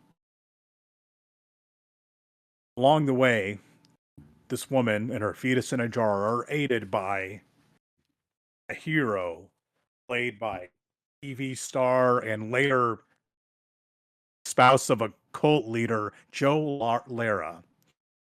Joe Lara is a tall, beautiful man who doesn't have any acting talent at all. He got by completely on looks because I mean the dude's just devoid of charisma. Besides looking at somebody in a sexy manner, he can't deliver lines at all. And watching this, it's supposed to be some big twist. Joe Lara's character is a cyborg, but I mean it's in the title. There's references to it, and so by the time it finally comes, you're like, okay, I'm not remotely surprised by that. I don't feel like I'm ruining anything by telling you that the main hero guy is actually a cyborg himself. This movie is something. You want to interject here? So, the only way I was going to be able to watch this movie was if I bought it on Amazon Prime for $7 in standard definition. Yes, so the actor, he was known for being on Tarzan the TV show before he married into a cult. He is terrible. But yeah, I will tell you this movie is quite something. But it was worth every penny of that $7. So I'm watching the movie. I'm like, all right, here we go. We have this opening narration that it's this guy doing this terrible James Earl Jones impersonation. To you find out, oh, it's a Terminator knockoff as well. Awesome. And again, yeah, infertile world. You know, how many post-apocalyptic movies about infertile people? But there's a baby of hope, born to this woman named Mary. You stop me if you've heard this one. And then we see the baby, and I was like, "Are you telling me that the main like story part of the giant video game Death Stranding came from American Ninja Psycho Warrior or whatever?" Because there's no way Hideo Kojima did not see this movie. Because why else would there be two things with babies in jars? And it's great because it's sometimes it's a puppet, sometimes it's weird claymation baby, and it's awesome. I will give this movie something, even in standard definition. It looked fantastic. It's a goofy. We're just hanging out in different parts of like this machine shop, warehouse, factory, whatever. But it looks great. You have this evil robot. So this is, by looking at him, this is kind of like an unofficial sequel to Rotor, because of this cyborg cop who the only way we can escape from is if they knock him down and then run away until he catches up, because we can't just kill him, because they say like he's essentially like bulletproof, laser proof, bomb proof. Like he's not elevator shaft proof, but he's proof. And so you can't kill him. So we're just running, and then there'll be long stretches of the movie without him, and then he'll just Kool-Aid man through a wall. And I was in my home cheering at this terrible, terrible movie. I wrote the same thing about the Kool-Aid Manning through the wall in my notes because it is great.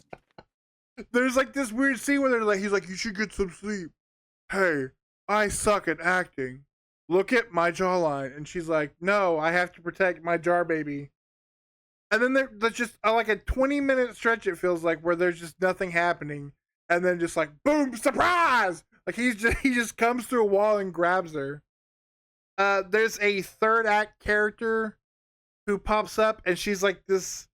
I have to look at my notes to what I wrote down about her. Like she's this weird, like, I don't even remember what I called her. I don't even have it written down. The guy I wrote down, he looks like pretty Stevie Richards. from ECW. But like there's this girl that pops up and she tries to like hold the our main girl hostage, but she's also a frenemy of our hero. Austin is his name. Austin. Uh, who she pops up and then just kind of disappears until the end of the movie where she pops up again for no real reason. Oh, I also want to bring up uh the mummy chuds that show up at one point in this movie is what I called them. Like he goes where he goes down to get like his weapons or whatever, and there's these guys. They're all wrapped in like I don't know if it's bandages or what, but they all look like chuds, and he fights them off.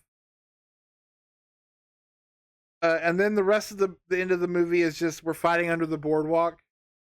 We're running and hiding from the robot under the boardwalk. You find out that Austin, because the Rotor rips his arm off, and so we know he's a robot. And she's instantly like she goes from like in love with him to instantly like you're a robot, ugh! And then he steals the other robot's arm and makes it his own arm.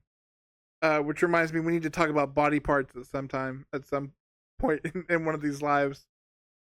Uh, but his name is Austin. She's like, I'm gonna name my baby Austin, and I was like, is this? I wrote down here. It's my last note. She says, I'm going to name the baby Austin, and he will grow up to be like his stepdad, Stone Cold, because he's a robot. You get it? It's a surprise Stone Cold Steve Austin prequel. You're welcome. I just made this movie better. This movie was wild and dumb as dirt, but man, was it stupid. I had a good time watching this. I'm just thinking that, man, if you had some friends and some brews, this movie would be an absolute blast. It's fun. It's a B movie. The plot is thin as could be. The effects were not great, although some of them were surprisingly good, like the glowing eye effect of the evil cyborg. It's like that's pretty awesome, and just the various explosions and few things. It's like, oh, they actually put some effort into that. But I can't express enough how bad the acting is between the two leads. She's like porn star level acting, and Joe Lara's just sitting there trying to look sexy and just being stiff as can be in delivering lines so poorly. His acting, some might say, is robotic. And it's just it's ridiculous. It's dumb. It's fun. And Joe Lara, Austin, the American cyborg, he gets his ass kicked so hard in this movie so many times. Because there's several fight scenes between him and this cyborg who's pursuing him, and he just gets beat so badly, so much of the time, and it gets to the point it's hilarious to watch. Well, not only that, At but one there's point, there's a scene where he fights like humans, like because he's a cyborg. You don't know it at the time, but you're like he gets beat up by the other cyborg. Okay, that makes sense. There's a scene where he has like fight a rape gang, and they're kicking the crap out of him too. He fights that one guy on the roof while the baby in a bag is sliding off the pole thing. Go ahead. And then there's the flamboyant, like the leather daddy street gang he runs into of this very flamboyant street gang. It's great. Cyborg that's pursuing him, he's got these like spike fingers. It's like a bargain basement Wolverine. They are so proud of that effect because it shows up so much in this movie. It's just like his hand up and these like spikes come out behind it like that. It's not great. And I don't think I've ever seen a movie where the villain cocks his gun for dramatic effect as much as he does in this movie. Because every time it's just like click, click, click, click. If you played a drinking game where he cocked his gun unnecessarily, you would die of alcohol poisoning in this movie. There's a part where the cyborg pops out of the ocean, where he like pops out of it, and it looks like he's like asking for a hug. there's explosions, and let's be honest here. That baby they're carrying in a jar, it gets thrown around so much, and it's like that baby would not be okay. I don't care. It's just we'll just gloss over that. We're down. The rebels are terrible at fighting. These rebel factions just get their ass kicked at every turn. They are awful. The evil cyborg, bursts into a room and is surrounded on all sides by armed people. They don't manage to hit him once. They're just bad. And they're just hilariously bad. Just like this whole movie is hilariously bad. But I was never bored. I was always entertained, and it's one I will revisit at some point in the future. But the part that made me crack up was at the very end. It's like the last title card, which is this really dramatic looking uh, font. It says "Still American Cyborg Warrior" because they can't seem to decide what the right order of those words are in this movie, and it shows. This was, and I mentioned this to you a little while ago.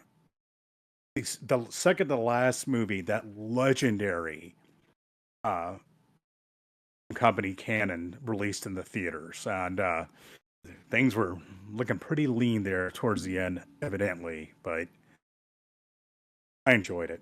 It's fun. As far as Terminator, Mad Max ripoffs goes, you will have a good time with this. It's one to watch with friends.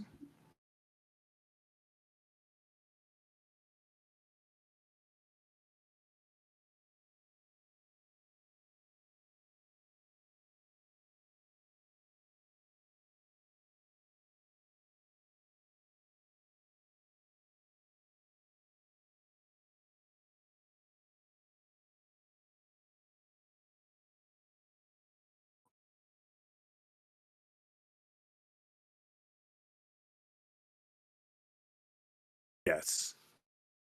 I am down. I am down to watch more. Uh to shed more light upon what we're referring to, Joe Lara plays the American Cyborg. Or not a whole lot of success in TVs and movies. Married a woman, a church leader named Gwen Shamlin, who was started a large Christian church based on the principle of weight loss through religion. I believe there is. I'm trying to remember if it's on Hulu or Max that there is a doc series on this church group. It's on Max. Which is fascinating. It's on Max, and it's fascinating. But I'll give you a slight spoiler alert there. Joe Lara died back in 2021 in a plane crash, along with his wife and a few other church leaders, and he was piloting the plane. So he died in a rather bizarre fashion. But Hollywood didn't have any great loss when he decided to go be Mr. Cult Leader. But I'm glad he left us with this very entertaining movie. Absolutely. Now, so as much fun as I had with American Steel Ninja Warrior, um, one movie from all the movies we talked about blew me away. And honestly, it was the first movie I watched, and I knew that this decision was the right decision. Because Nick suggested we watch a little movie called 2020 Texas Gladiators from 1983. It's directed by Joe D'Amato, who made just a cacophony of trash. Of course, he didn't. This movie doesn't say his name on it because he made a bunch of movies under different pseudonyms. This is our Italian entry into the Mad Max knockoffs, and if zombie movies were any indication, when it comes to knockoffs, the Italians do it better than anybody. I adored. This was the best time I've had watching a movie. Out of just sheer so bad it's good delight. Uh, this movie. First of all, I guess I can jump into it. The movie starts off immediately with a score that says, yes, we're an Italian movie. No, we're not going to tell you if it's a goblin score, but it could be a goblin score. Because there's just this crazy music that's playing. The first thing you see is a guy gets stabbed in the forehead. So you know you're off to the races. And uh, we see a group of ne'er do wells.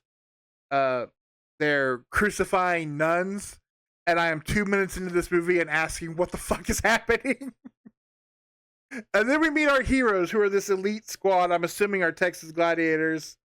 And let me tell you, the bandolier budget in this movie is out of control. There are so many bandoliers, and they're just shirtless men in bandoliers and jeans, just kicking the crap out of this evil gang of nun killers. Uh, and they're just shooting. There's one Asian member of the group, and so of course he knows karate. And then we meet our main, like, the leader of the group, who I just call him Italian Rip from Yellowstone. Just this bearded guy. And then but he's not our first main character. It's this other guy who kind of looks like John Tesh, and he has to fight off another member of their team because one member of their team sees a beautiful topless woman, and like he gets all horned up and turns evil because of it, and so he gets kicked out of the group. And so we're following like John Tesh and this lady, and like she's like, "Hey, come! I'm working. I want to rebuild the world with this group. It's pretty awesome. So come." So he leaves the gladiator group, goes and starts working in this factory where they're trying to make electricity. They're trying to do something, and it involves like him, like this weird tense scene of like everybody's like, "Oh my god, the place is gonna blow up! Only he can stop it." And he just kind of stares at this gauge while everybody else stands right outside the doorway, waiting to see if it's going to explode and kill everybody. But time has passed because they now have a child together. And then one day we see that the member of the gang that was banished is still alive, and he's leading a new gang for this weird. I wrote down he's a mix between like evil Jeff Bezos and Bull from Night Court, and he's also a very Nazi-esque for the post-apocalyptic future. I'm assuming it's Texas because I mean it's very Italian, but otherwise why they're called Texas Gladiators. Um, so it's them again. It's the Road Warrior. They're attacking this facility. People are trying to stand up for themselves, but they're outgunned because not only does this evil Bull from Night Court have this evil motorcycle gang led by our former gladiator, but he also has a bunch of shock troops that for a moment when they were walking until I realized it was just their shields that were like bulletproof. I kind of thought they were robots too, because there's just bullets bouncing off of them. And here's the thing, guys. I can't really call it a spoiler because it's 20 minutes into the movie. The main guy you've been following for all 20 minutes dies. He just gets gunned down. And so then we go to this western town. There's a bar where I won't say that Joe D'Amato stole this scene directly from The Deer Hunter, but Joe D'Amato directly stole this scene from The Deer Hunter because we're playing Russian roulette. The guy even has a red bandana on his head. And then they go into the woods to fight, and then I want there's some stuff later on in the movie I want to talk about. When I will let you jump in here and get your thoughts so far on this movie.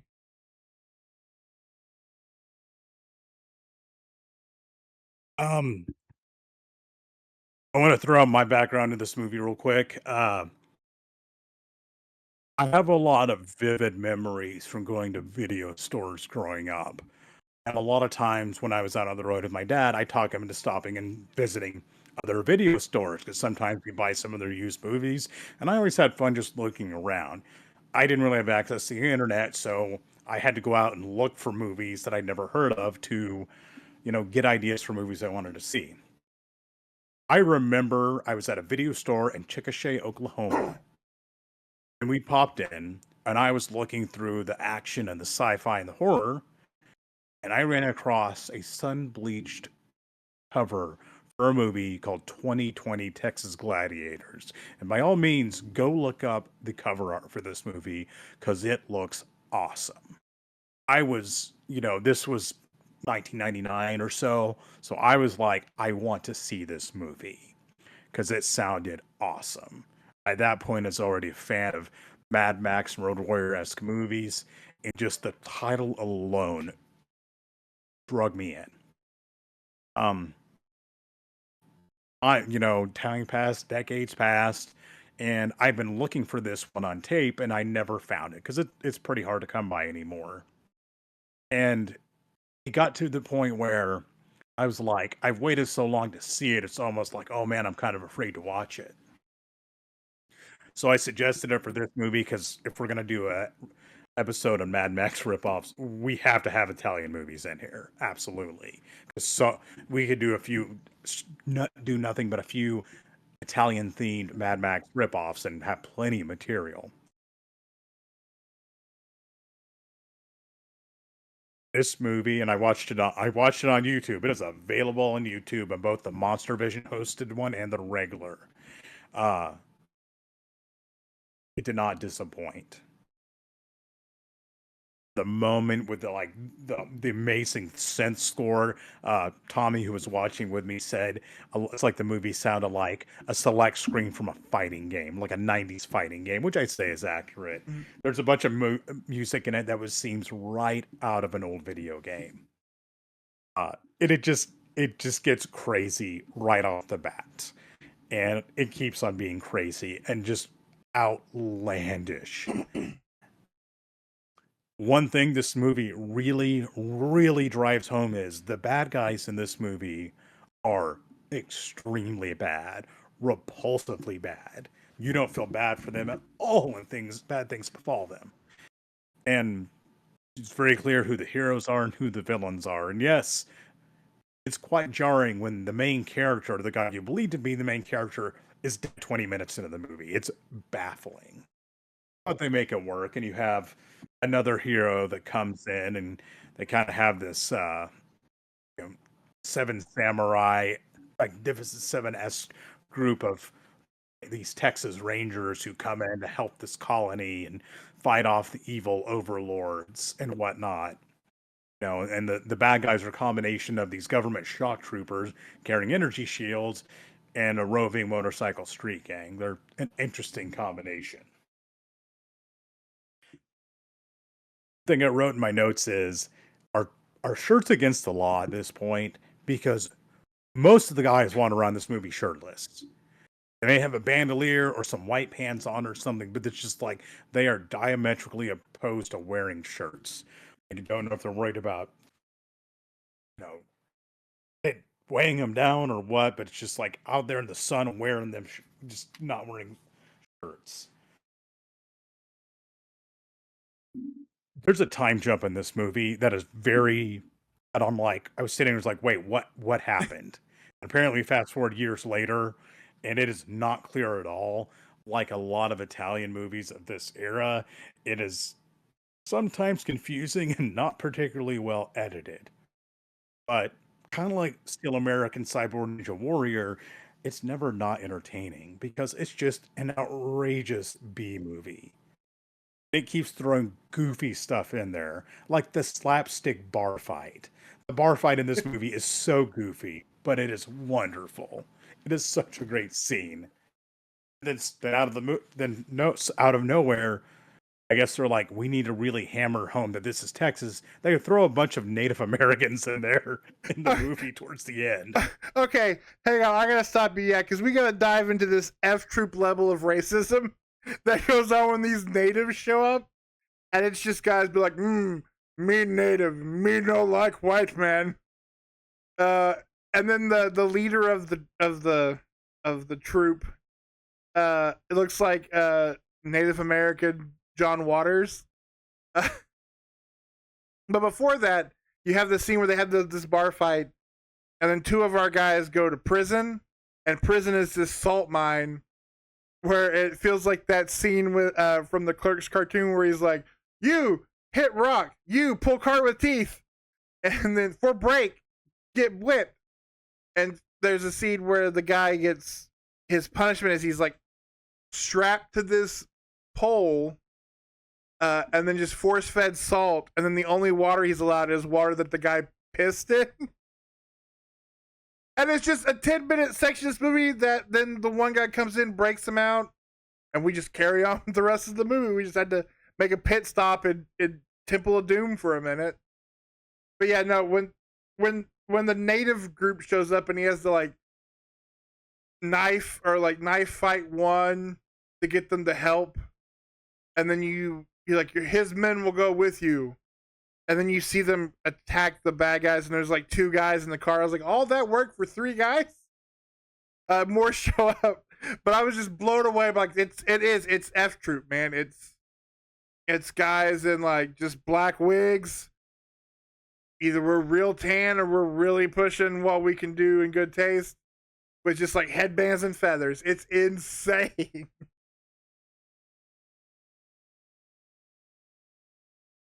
It's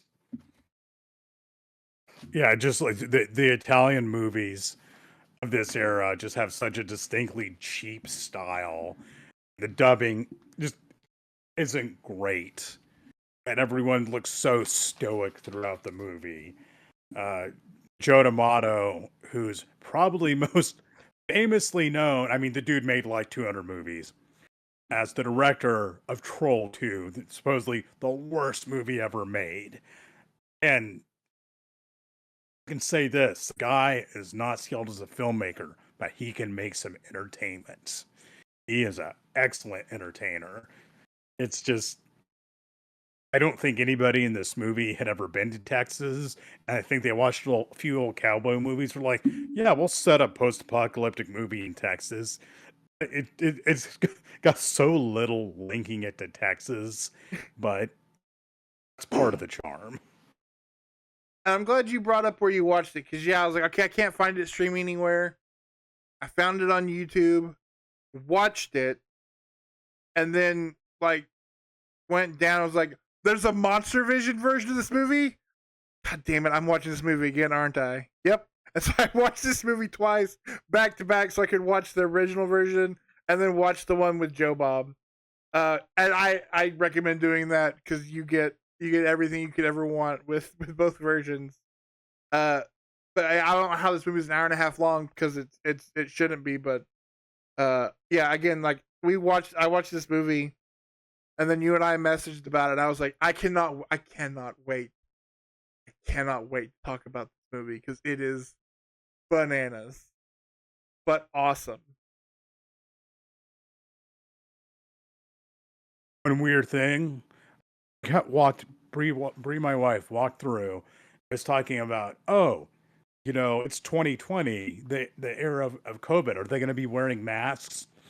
5 minutes later, the dudes on screen are wearing bandana masks. It's like 2020 Texas Gladiators predicted what would happen in 2020.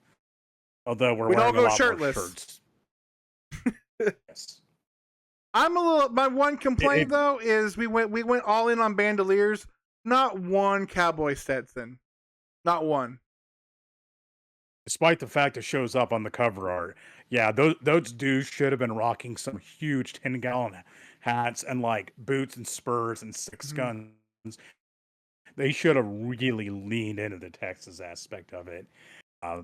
Even so, it's a dumb, absurd, cheap movie. Watch it. Yeah, this movie. I mean, yeah, Mad Max is a classic.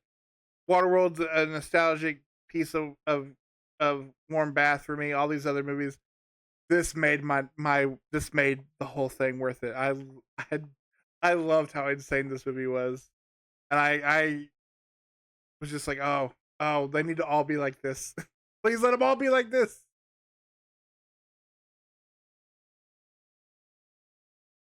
Oh, see what's going on. Hey, Nick, what's up? Not you, Nick. Other Nick. But yeah, that I mean, and again, like we said, we'll be definitely doing another one like this because there are literally thousands of these movies. There's one I need to. I have to find the I have to find the title for, but it's like a weird Max, like post-apocalyptic Mad Max movie, but it's also like about playing pool, like The Color of Money. Yes. Yes, I know. I can't remember what it's called. It's apparently not easy to find.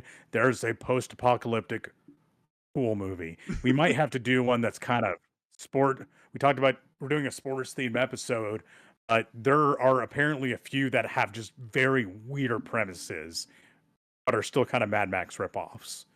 But now it's going to bug me what the name of that pool I'm gonna have movie to look it is, up. because I remember running across it and just being baffled. And oddly enough, there's a post-apocalyptic movie from the 70s that is also about sports or a game that stars Paul Newman. Yeah, yeah, you got me. Siskel and Ebert didn't like it, but I was intrigued. What? No way. Siskel and Ebert didn't like genre movies. Get out of here. Well, except for The Road Warrior and Inframan. They really seem to like those two. Oh. So yes, we will definitely be doing. We'll be definitely be dipping our toes back into this genre. And like I said, the hits don't stop here because I can't. I don't think it's this week. I think it's next week. I reviewed Neil Marshall's Doomsday, which cover. Like I said again, it covers. You get a little bit of Mad Max. You get a little bit of Escape from New York. You get a little bit of 28 Days Later. You get a little bit of George Romero's Night Riders. That movie has a little bit of everything. Not all of it works, but it's kind of fun anyway. Oh, I found that post-apocalyptic pool movie, which is also from Australia, in 1988. It's called Hard Knuckle, and we're 1000% going to review that. Yeah, 100%. But we'll let that segue into, so you guys know that you're stuck around. Next month, I'm kind of excited about doing. Make sure you are fully stretched and limber. Make sure you get those jock straps out because we are doing our top 10 sports movies plus 2 reviews of some slightly weird sports movies that we won't give away just yet. You'll want to tune in for that. But we will be talking about all things gridiron, goal units, baskets. All your favorite sports will be there. Unless your favorite sport is, I don't know. I don't have you have any good dart movies? Are there any movies about dressage or curling? Maybe race walking? Can you do Listen Rainbow up, 3 because they Hollywood. have that weird like throwing a sheep around game? But for everybody who stopped by, I, from the bottom of my heart, really appreciate you all coming by to hang out with us, because I always have a really great time talking with you all and talking with you, Jason, and doing this. And we watched 5 out of the 6 movies I was very entertained by this time around. Absolutely. Absolutely. So, again, the party doesn't stop here. Like I said, we do this here at Twitch every month, but every week you can see what's going on over at our YouTube channel at the Movie Club Emporium. Again, if I was a professional, I would tell you exactly what movie review comes out tomorrow, but I shot it in advance and I do not remember out of the top of my head. But yeah, I've completely spun us out of control. Again, professional. So with that, I will say, follow us on all our stuff, and Nick, it's always fun, and I can't wait to do it again. was great, pal. All right. I will see you next time. All right. You guys have a See good night. everybody. We'll see you next week. Bye. Next week, next month. Bye.